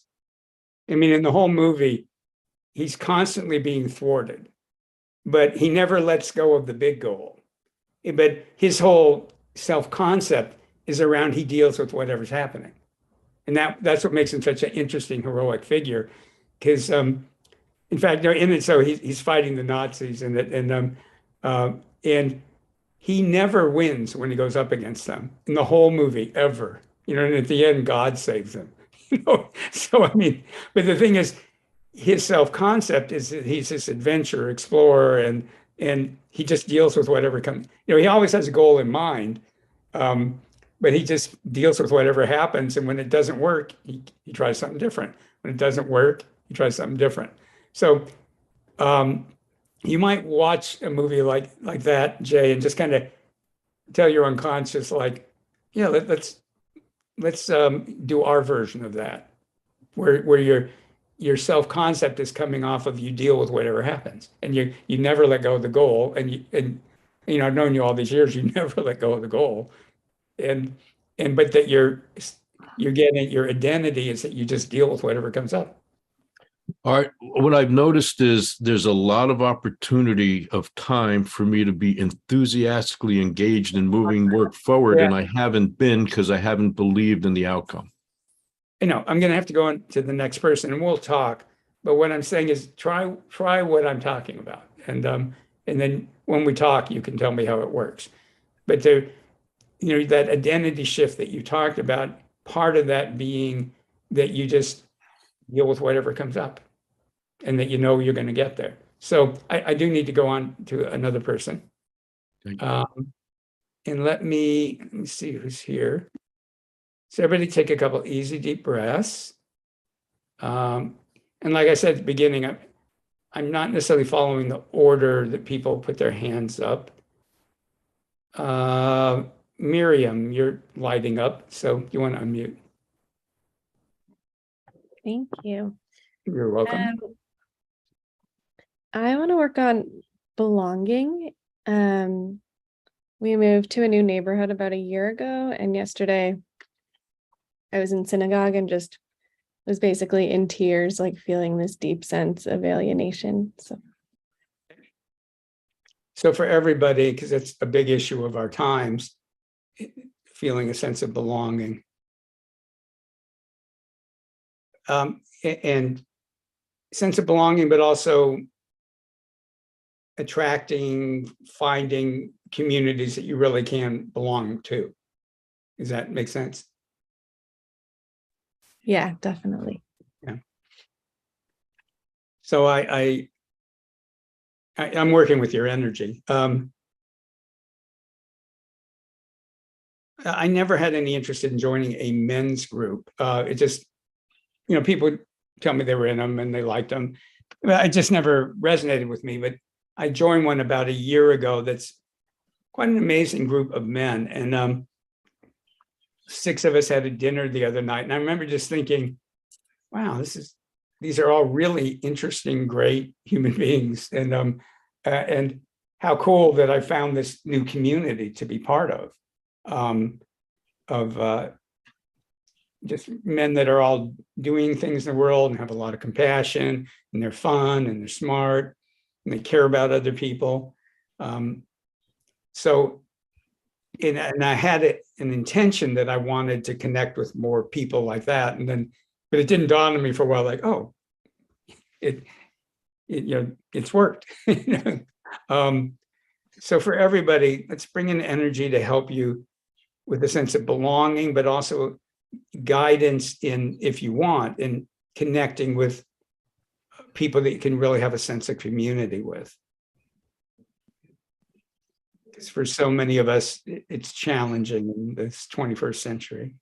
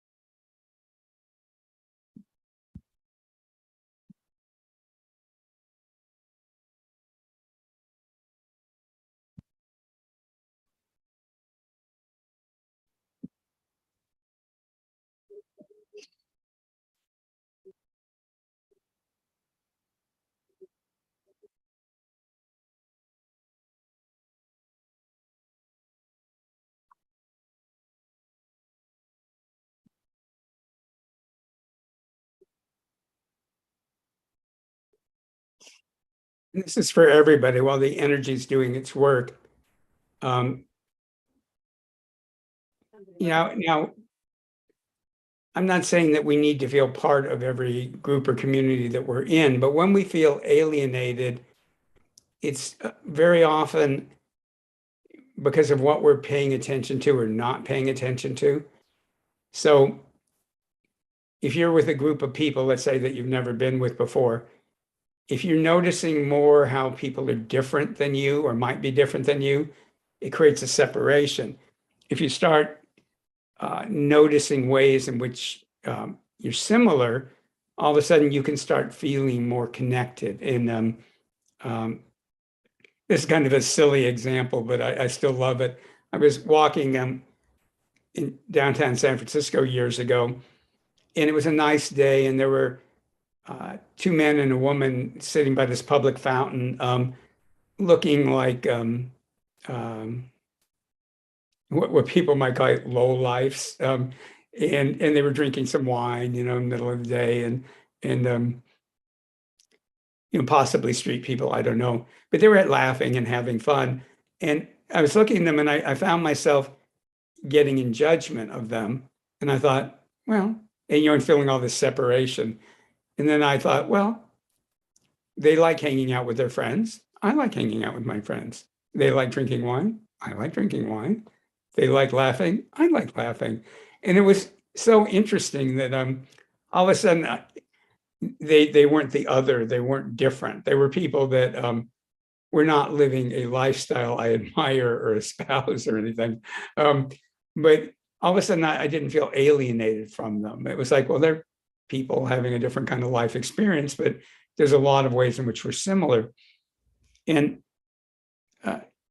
one of the reasons that I always enjoyed travel is no matter where I was, I just kind of would naturally assume that people, I had a lot in common with the other people, even not on a surface level, but on some other level. And that if I connected with them on that level, it would work. And it would. And I could go almost anywhere and really enjoy myself and connect with people because I was looking for, and they might be looking at me like I'm somebody different.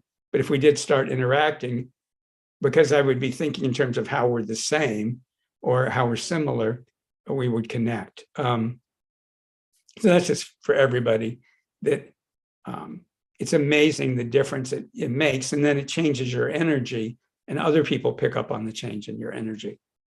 Because when we feel alienated, often people unconsciously pick up on it, and sometimes they'll try to connect, but very often they'll separate because they're feeling the separation. Unless it's a great example, Art, you're welcome. In fact, when I was young and sort of hippie-ish, my brother and I would go backpacking, and sometimes we'd be way up, the top of a mountain, and we'd run into people that we would have called rednecks who didn't like hippie types, and we didn't like them. So during the Vietnam War and stuff, but we'd look at each other, and you'd realize everybody was thinking like, well, I don't like the way you look, but you hiked all the way up here, so we obviously share some values. We'd have great conversations with people that under other circumstances probably wouldn't want to talk to me at all, or vice versa. But we were noticing, oh, we share values. There's values we don't share, but we do share values, and we can connect there. So easy, deep breaths.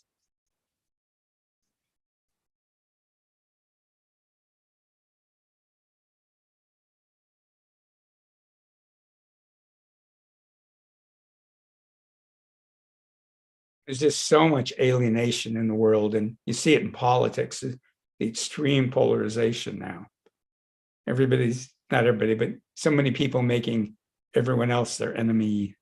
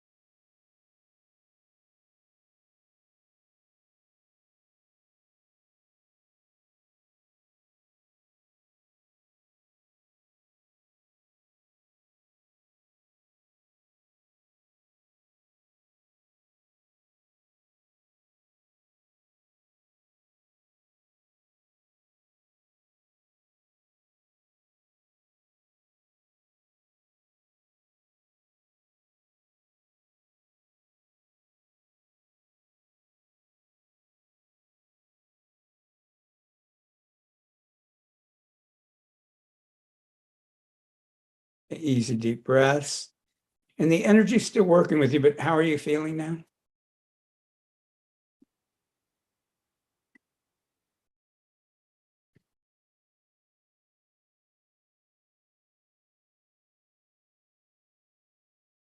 Was it oh God, I'm blanking on your name, the person I was just talking to. You there?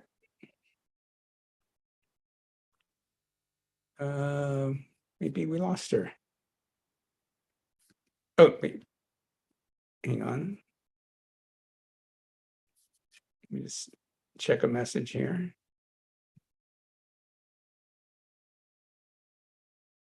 Oh, hey, you're very welcome, Miriam. Great. It started to go Maryland. I went, that's not right.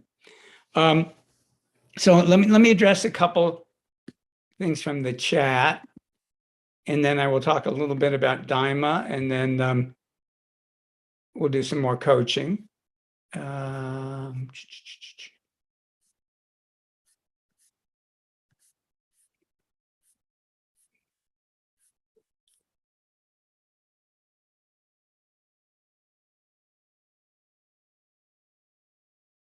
Oh, Miriam, but thank you so much. I feel so seen and validated. Fantastic. Sarah's going, my back and hips are sore. Is this energy shifting? It's shifting and the energy's hitting some big blocks. Let me help you with that. And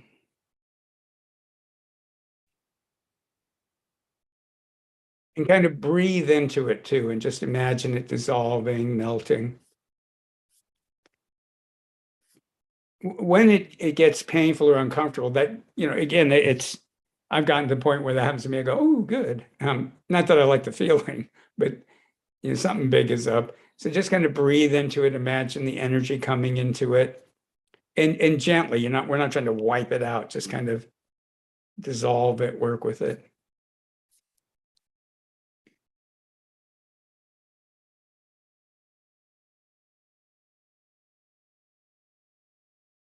And I'll help you with that stuck energy.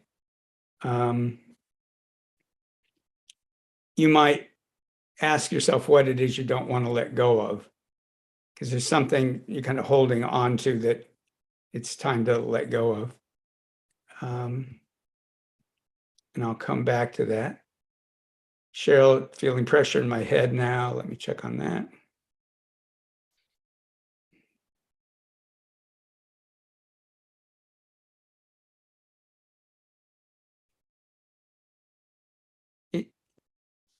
I don't have time to explain this fully right now, but for some of you, this will work.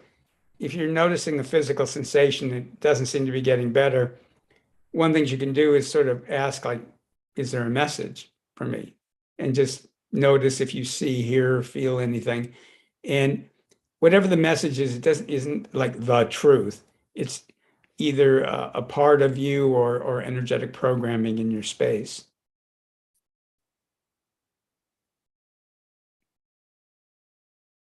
Instead of saying, I feel tears there. Yeah. And just, you might just sort of comfort. It's not your energy, but send it love and comfort it and let it shift. It's not even present time energy. So, but send it love and let it release. It's just stuck energy.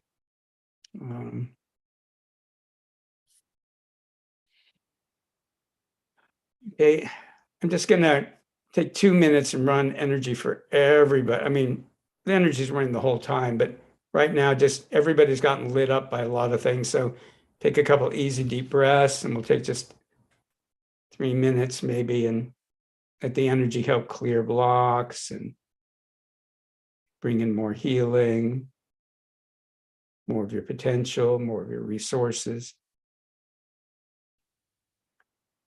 So in energetic NLP, we're almost always clearing blocks, but then we're also nurturing, watering these the untapped potential in you. So like flowers, helping you blossom. So on one hand, it's clearing the blocks, but the other is in blossoming this amazing potential that's inside everybody anyways. I don't know why I said anyways, it's inside everybody.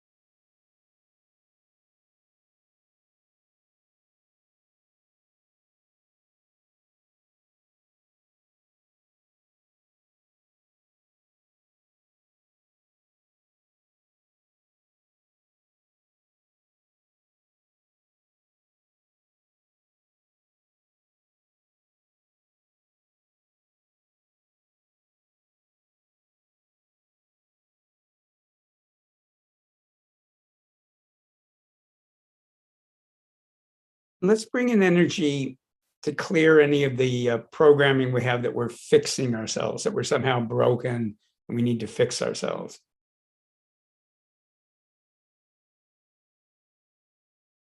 My perspective, and a lot of people's perspective, is that we're all these vast, beautiful spiritual beings, and that the personality, the body, is an important projection or aspect of that vast being, but we're so much more than that.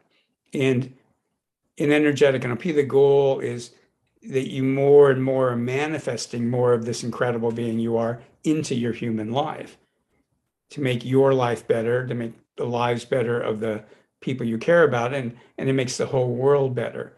Because every time any one of us opens up more spiritually and personally, we're changing the whole collective consciousness of humanity. So every person who's doing it is contributing to making the world a better place. So rather than thinking that we're fixing ourselves, thinking of it as, oh, we have an opportunity to clear these blocks. I mean, for most of human history, and there were ways that people worked with things to some extent, but the old saying was, I can't help it, that's just the way I am. So most people, before Freud, didn't even know they had unconscious blocks, and had to figure out, like, why do I behave the way I behave, and just confused about it, and would feel bad about themselves often, or just think that's just my God-given personality and I'm stuck with it. And then as people started working with the unconscious mind, but that's only a part of it too. And the bigger part of it is the energetic programming, the karma, the spiritual contracts. And so in energetic NLP, we're working with all of it. It all matters: your conscious beliefs, your unconscious programming, the karma, spiritual blocks, energetic programming, spiritual contracts, and more. All of these things matter. And it's easy to approach it as like, oh, there's something wrong with me and I need to fix it. But when I'm encouraging is going, well, I'm a human being, so I have all kinds of stuff.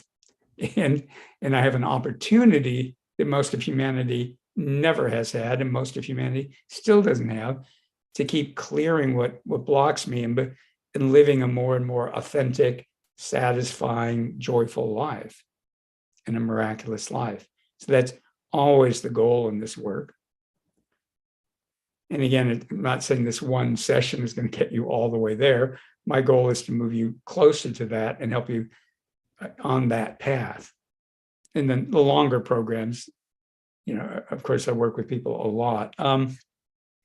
Okay, I actually haven't done a commercial. I'm going to do a commercial, and then we'll do, we'll go to about quarter after the hour. So we'll go a little longer, but I do want to, it's important that I talk about, I could put on a commercial, and I think it's really important. So October 8th, 9th, 10th, and no, it's not recorded, or it's not available as a recording.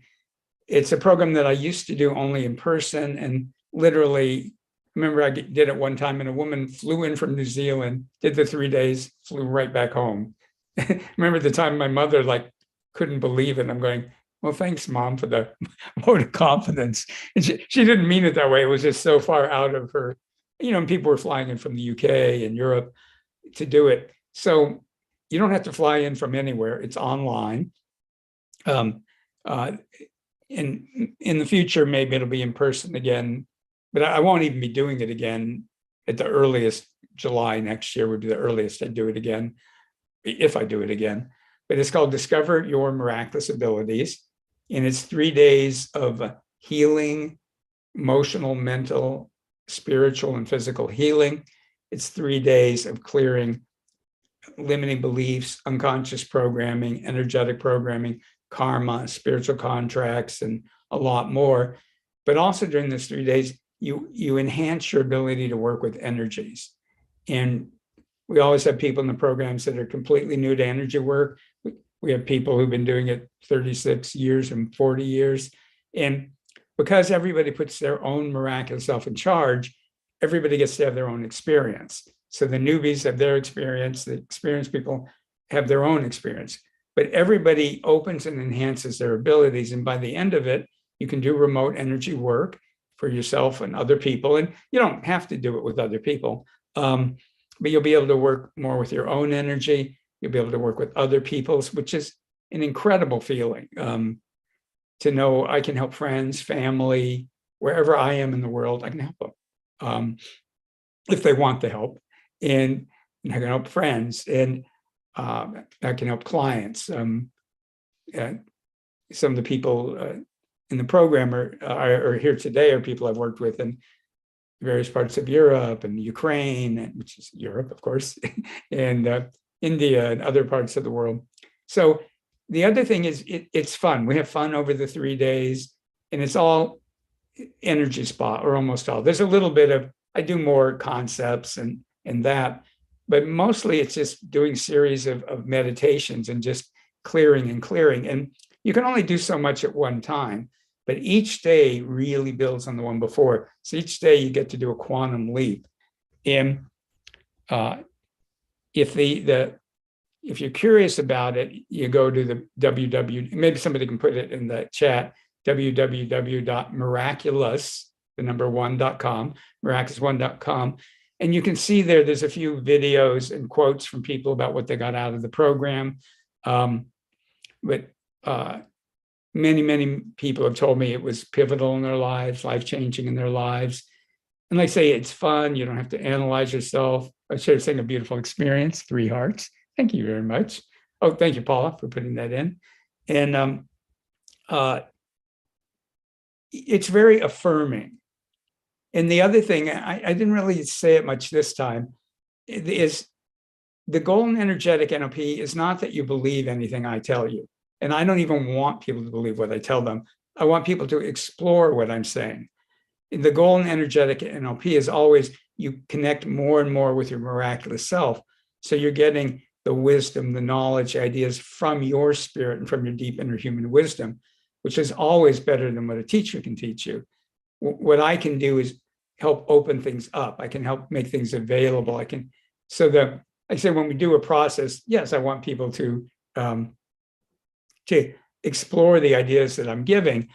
But one of the things that makes me crazy is I go to tons of workshops, and they've totally changed my life. In fact, every major change in my life has come from a teacher or a workshop. I've tracked back, and I've spent tons of money on it. Tons and tons of money, time, effort, and it's all completely benefited me. But one thing that bothers me often is people are always saying, this is the truth. This is the way things are. Like they're Moses coming down from the mountain with the tablets. And I don't believe that. I don't think anybody has the truth. I think a good teacher, a good guide helps you find your truth. So in energetic NLP, we have people with all kinds of different spiritual beliefs and religious beliefs and atheistic beliefs, and everybody, there's space for everybody to have their own beliefs and evolve their own beliefs. So, and again, it's easy, it's fun, outrageously expensive. You'll have to sell the kids or the barn. Right now, the early bird, it's $49 for 3 days. And at some point that will go up when I feel like raising it.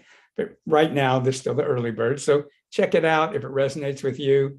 I've been kind of joking around, but I want to really speak from my heart and go, I think because of what people tell me, it's an amazing, life-changing experience.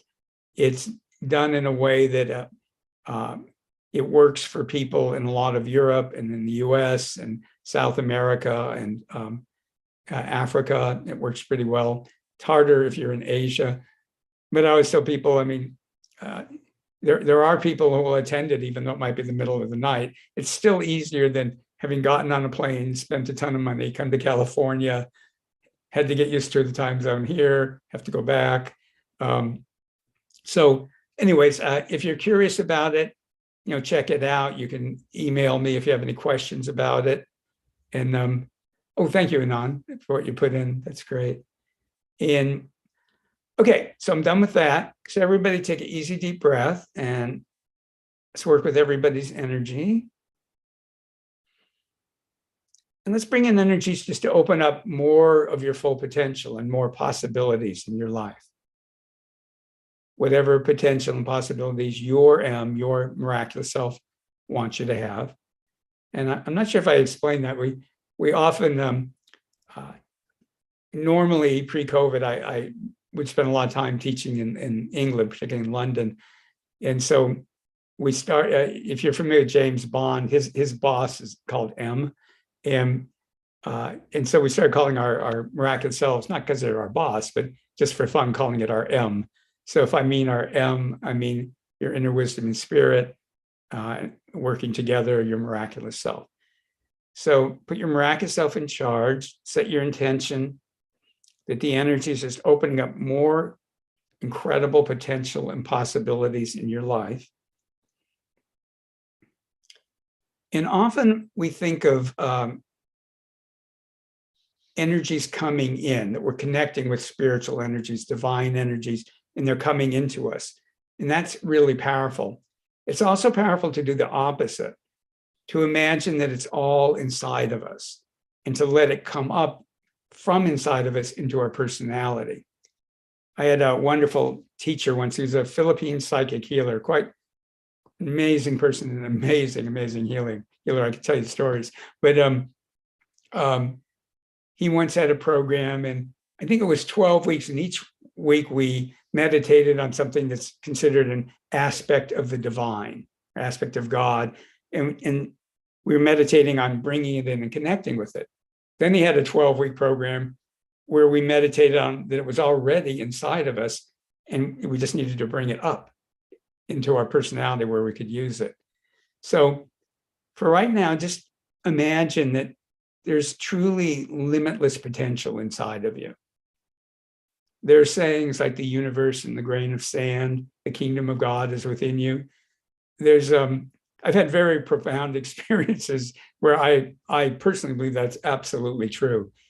It's like on a certain level, everything is inside of you, everything you could ever want or need.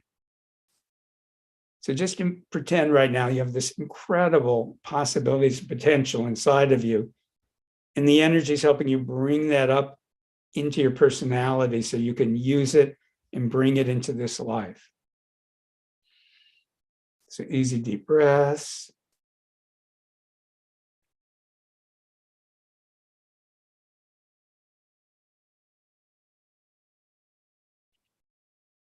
Some of you are getting very serious. Go ahead and smile. Think of this as an opportunity, not something you're trying to do right. It's like, ooh, I get to open more of my potential. Like, that's fun.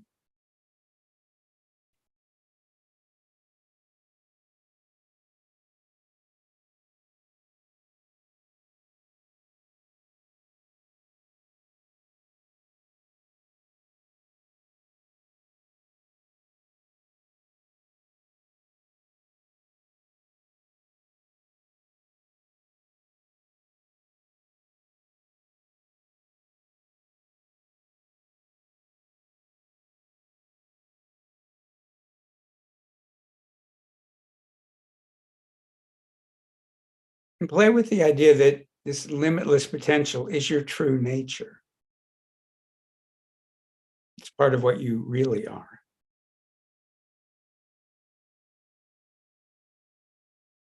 And the fun is to bring more and more of this being that you are into this life. More compassion and love and power and manifestation, wisdom, unlimited potential.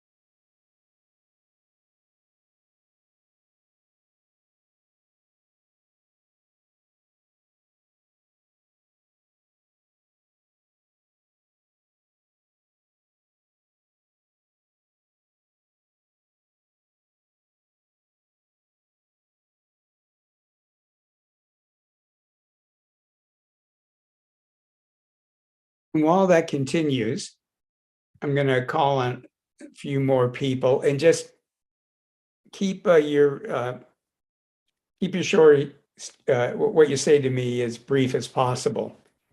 So if you were telling me about Romeo and Juliet, it's like, well, I'm in love with this woman, but her family hates it, and my family hates it.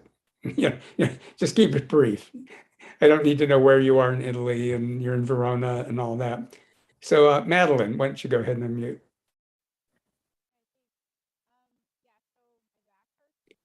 Oh, I still can't hear you. It might be, if you check your audio setting, make sure that it is connected to your, oh, there you go. Okay, sorry about that. Basically, short story, my back hurts. my lower back and my shoulders. Okay, good. Yeah, let me help you. And a lot of you know this concept. There's something called energetic cords, and they're connections between people, but also they can be connected to groups, they can connect you to energy formations. And there's a whole bunch of them going into your back. And there's a way we deal with cords in energetic NLP that's a bit different. A lot of people cut them, and that's not the way we do it.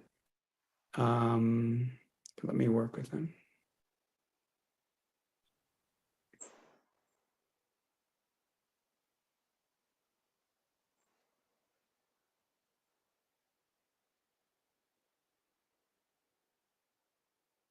There's some spiritual contracts involved with that.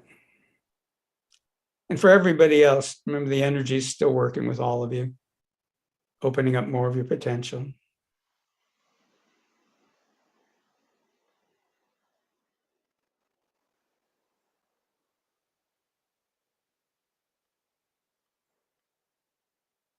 I'm not done, but how is that feeling now? I feel a lot of like lightness and sweetness. Yeah. And that's what I'm saying. Take a moment and picture yourself as like a superhero of some kind, like a Wonder Woman, or can you relate to that? Or Yeah. yeah, I mean I didn't feel like it was my image, and but it's more like your true nature. Your true nature is going, I don't want these chords. The chords aren't, but for everybody, they're not bad, wrong, or anything. We all chord each other, but it's like going like, no, I don't want them. I'm Wonder Woman, or I'm, whatever.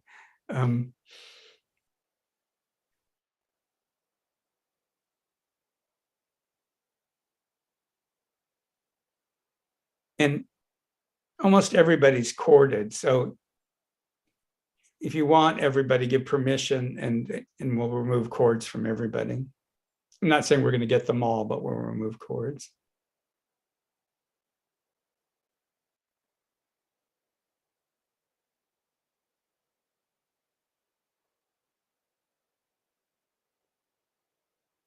And this is something everybody can do.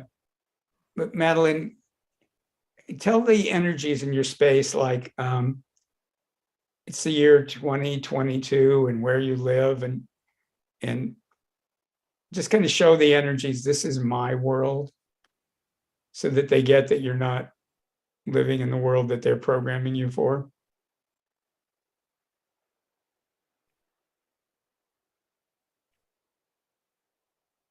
You are a 21st century woman.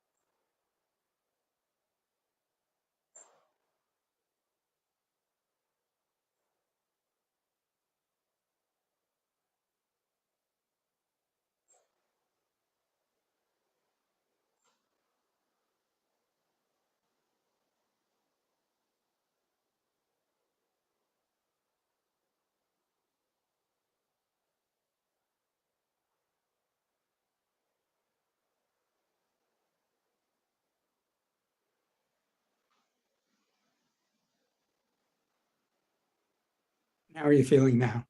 Yeah, good. Thank you. Okay, we'll keep working with that. Thank you. And let's see who's lighting up. Is it Maya or Maja? Yeah.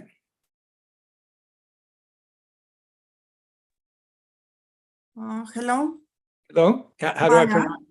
Huh? Maya. Maya. Oh, it is Maya. Good. Yes, hello to everyone. Yes, I would like to ask you about my situation that is really complicated about many aspects of my life. I would like to shift everything and change a lot. And I have struggles with relationships, also with my daughters, my ex-husband. The divorce is not complete yet. And yeah, she's here. She's Hi.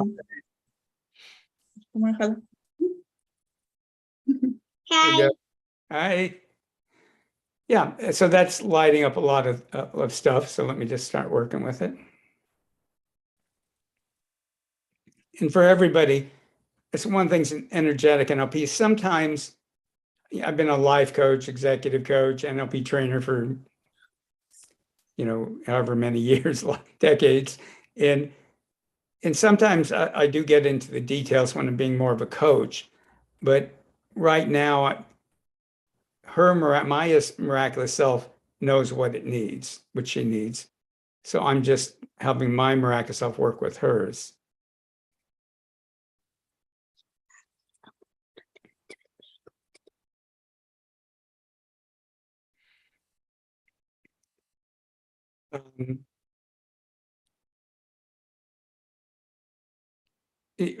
One message is coming through is that, and I know it's easy to say, but you take everything seriously. And really setting your intention to not take everything so seriously. And excuse my language, one of my teachers years ago, he said, Art, lighten the fuck up. Sorry for the language, but wasn't thinking there. But so you're not alone in this, but you know what I mean? You make everything serious, and having a little more sense of humor about it will really help you. yes. It's the seriousness, it cuts off your humanity. You know how, like, a lot of times when we see somebody else, we're able to kind of see the humor and the humanness and not that big a deal, and so with your permission, I'm working on it, that you're so hard on yourself, Mhm. And some of that's worked for you. It's gotten you to improve a lot of things, but now it's in the way. I mean, it got you somewhere, but it won't take you the next steps. And this is true for lighting up a lot of people, like being able to kind of let go and being so hard. You're not being hard on ourselves for everybody doesn't mean that we're indulgent either, and we don't hold ourselves to standards. But we can do that in a more human kind of way than just being so tough on ourselves.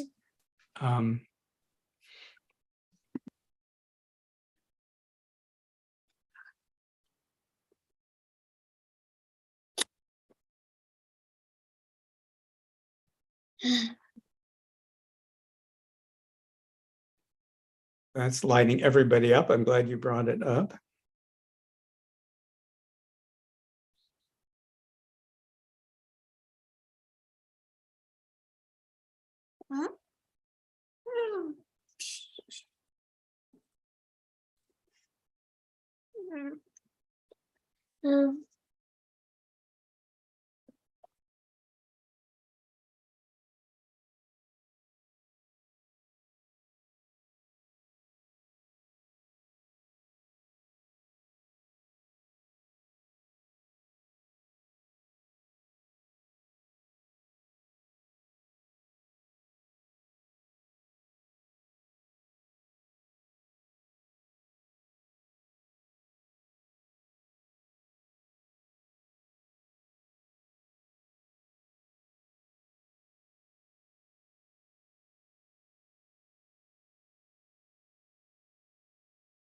And there is a lot of ancestral programming that's, you know, very serious and life is hard kind of stuff. And again, just say hi to your ancestors, and again, show them that you live in a different world than they lived in, and that you appreciate their experience and their wisdom, but you need to do it differently. You're a different person in a different time.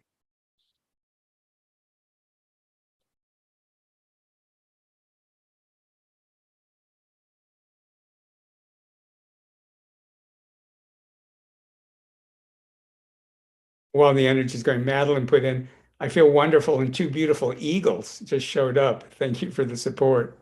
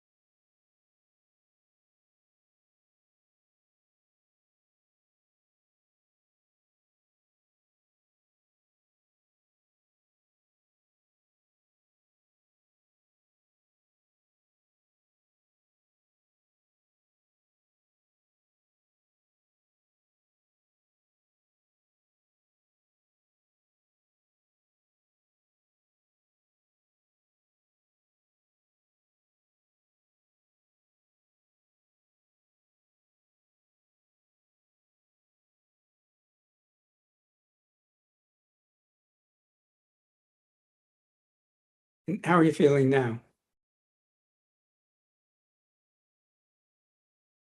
I feel much lighter.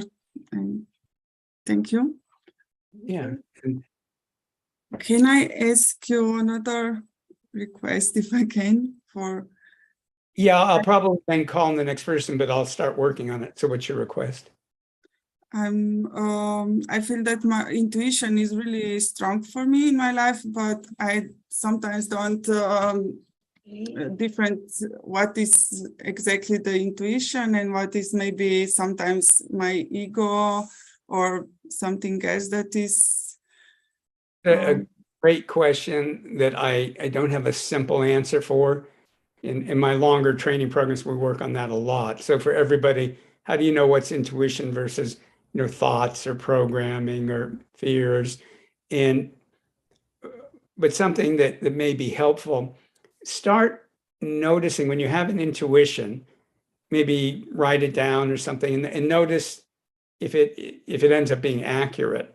And you can start noticing how do the accurate ones show up. So for me, I sometimes it's like I hear a voice, and it's got a particular sound to it, and it's very neutral. It's just like dump, dump, dump, dump, dump. And whenever I hear that, it's always like 100% accurate, you know. And so I've recognized that when the intuition comes in that way, that's when I can totally trust. If a thought comes in, it's like, you know, kind of all emotional all over the place. For me, those are almost never accurate. You know, they're just thoughts or fears and stuff. If you're more visual, you may notice maybe the ones that are accurate are more colorful, or maybe they're more black and white. Maybe they're bigger. Maybe they appear to be a certain part in your visual field. This has to do with something called submodalities in NLP, and it's a whole big topic. But start tracking your intuitions and notice the ones that are accurate. How do they appear to you? Because they'll look, sound, or feel differently than just thoughts. So, and then there's a lot more that we can do around that, but that's a piece. So let me call on, let's see. I'm just seeing who energetically lights up. I mean, I'd love to call on all of you.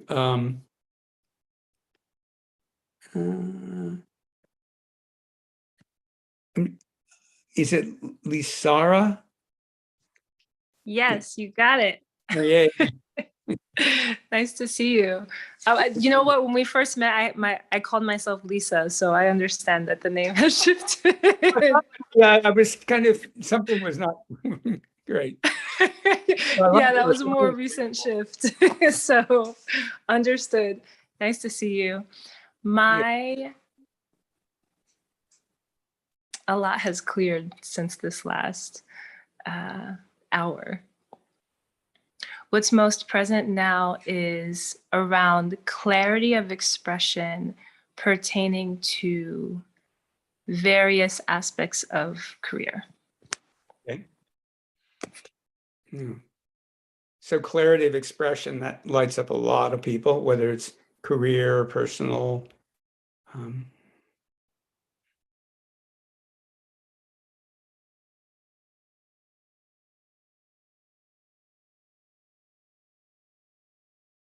Say a little bit more about what that means to you. What would that be like to have that clarity of expression? Or what's it like now?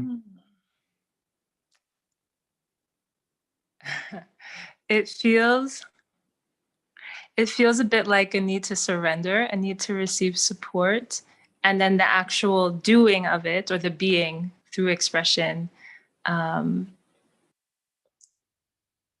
It almost feels like, I've never thought of it this way. It almost feels like choosing a lane or choosing a side, or having to choose when I want to be all of it. Mm-hmm. Yeah, okay. I can relate to that.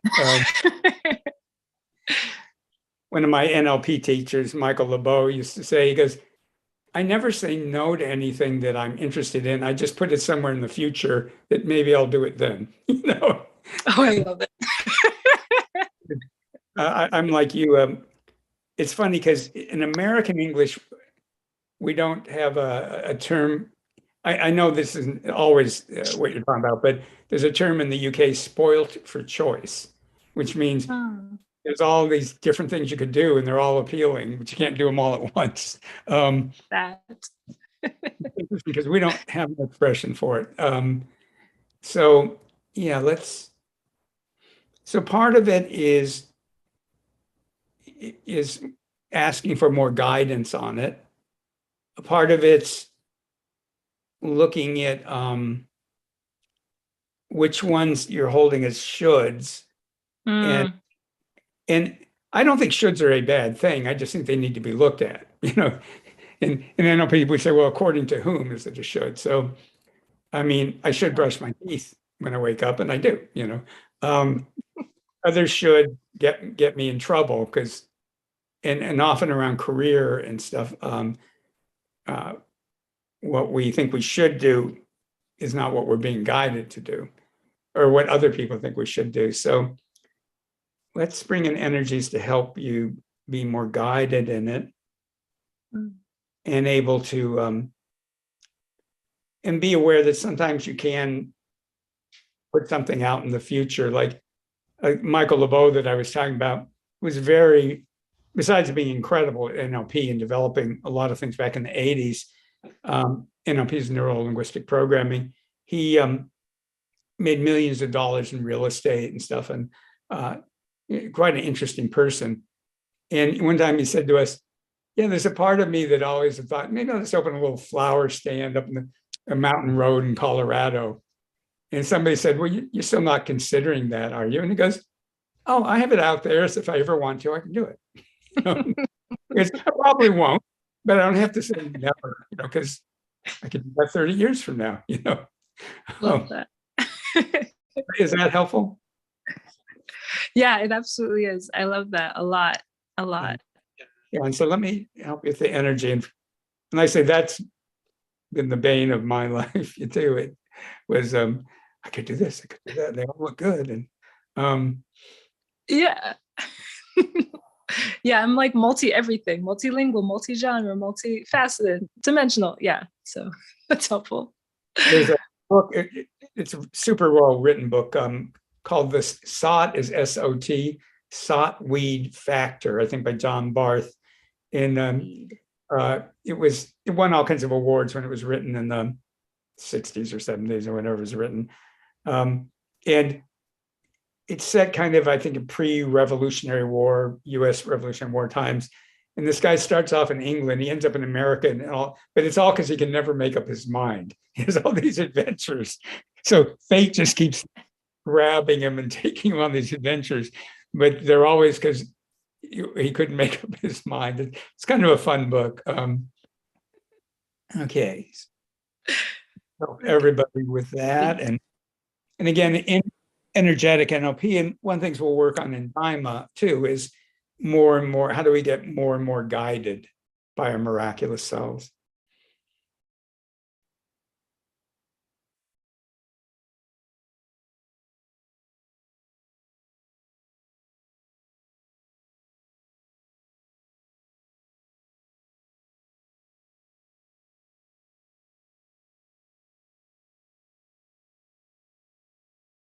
And while that's continuing for everybody, energy is coming in for all of us. Just remember, we started by looking for goals and desires and wants and needs in your life. Just surrendering right now to your miraculous self, because this is perfect lead into this. Let energy come in to help you manifest more of your goals, desires, needs, wants, or better. And if you want, give your permission for your miraculous self to sort that out, figure it out, and help manifest it. And we're bringing energies in to clear more of the blocks to manifesting them or better.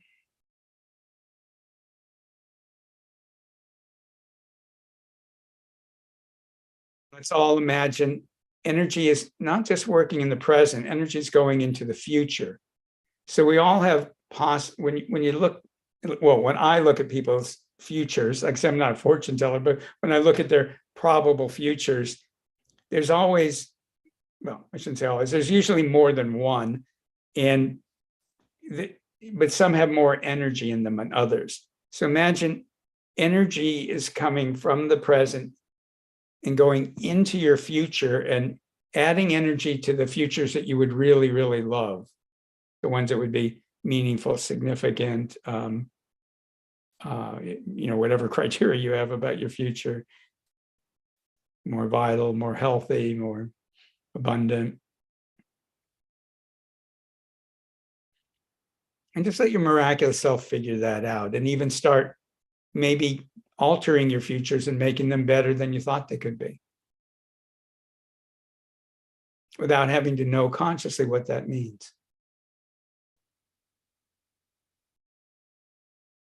So the energy's enhancing the present, but it's also moving through your future, enhancing your future.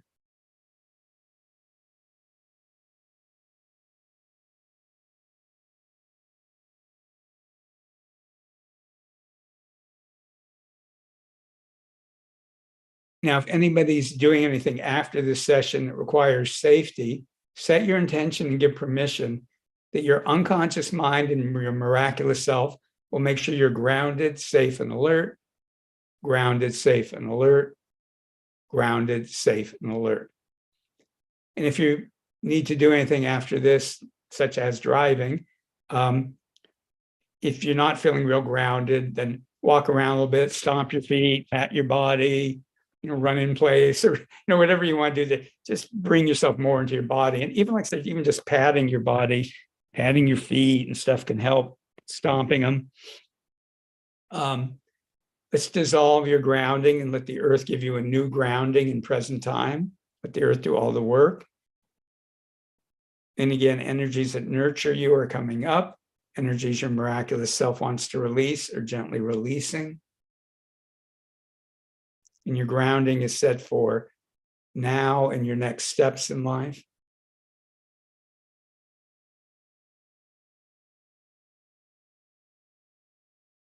Set your intention and give permission that tonight and for the next 3 nights, part of the time when you're sleeping, your unconscious mind will review what you did in this coach-a-thon. And while you're sleeping, your miraculous self will infuse it with wisdom, knowledge, concepts, skills, and abilities from your miraculous self. While you're sleeping, it will be made deeper, richer, wider. It'll be made higher, more multidimensional. And while you're sleeping, the benefits will automatically be integrated into your mind, emotions, body, and energy field. So that while you sleep soundly, deeply, wake up feeling refreshed in the morning, the benefits are automatically integrated into your mind, emotions, body, and energy field. And that can happen easily, naturally, while you sleep soundly, deeply, and wake up feeling refreshed. Just a couple more things. Let's dissolve our group energy space, that gold ball of energy. And we've been mixing up our energies while we've been working. Really important that you retrieve your energies back out of my space and everybody else's space. If you don't, it can make you feel depleted later and tomorrow. And it also isn't good for other people.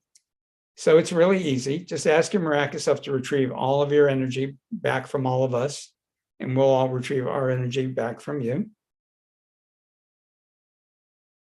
And it's not that the energy is good or bad. It's like your energy is your energy. My energy is my energy. We all need to sort back out.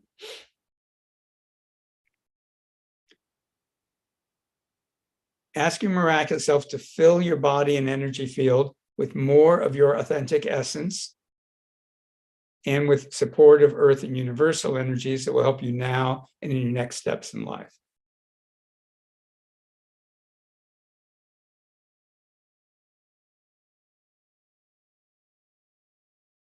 And the last thing is, there's a concept in energetic NLP called spiritual emails. And what they are is, you know how like when somebody changes their email address, you get an email that goes, hey, I'm not at that old email address, I'm at this new one. Or you might get a text like that. Well, a spiritual email, after a session, an energetic NLP session, your energy field is more authentic and it's different and better than it was, and it's different. So sometimes that confuses people on an inner level, and even pets. Sometimes pets will act a little funny because they know something's different and they can't put their finger on it or their paw on it, I guess. So all you do is you ask your miraculous self to send out spiritual emails to everybody in your life, and you're just showing them, this is what my energy looks like now. You're not asking for approval or acknowledgement. You're just like, hey, this is just what it looks like, so now you know. And include your pets, your plants, and include the people you haven't met yet that your spirit wants you to meet.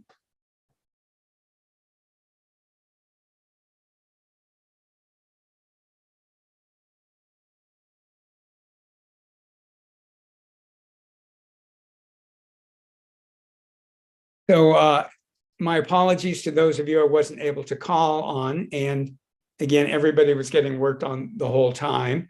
Thank you so much for taking your time and being part of this, and beautiful group energy, and the comments in the chat. You were so supportive of one another and of me, and I really love that. Do consider strongly being part of DIMA. This is like a little bit of what we can accomplish in Diamond. In 3 days, we can accomplish a lot.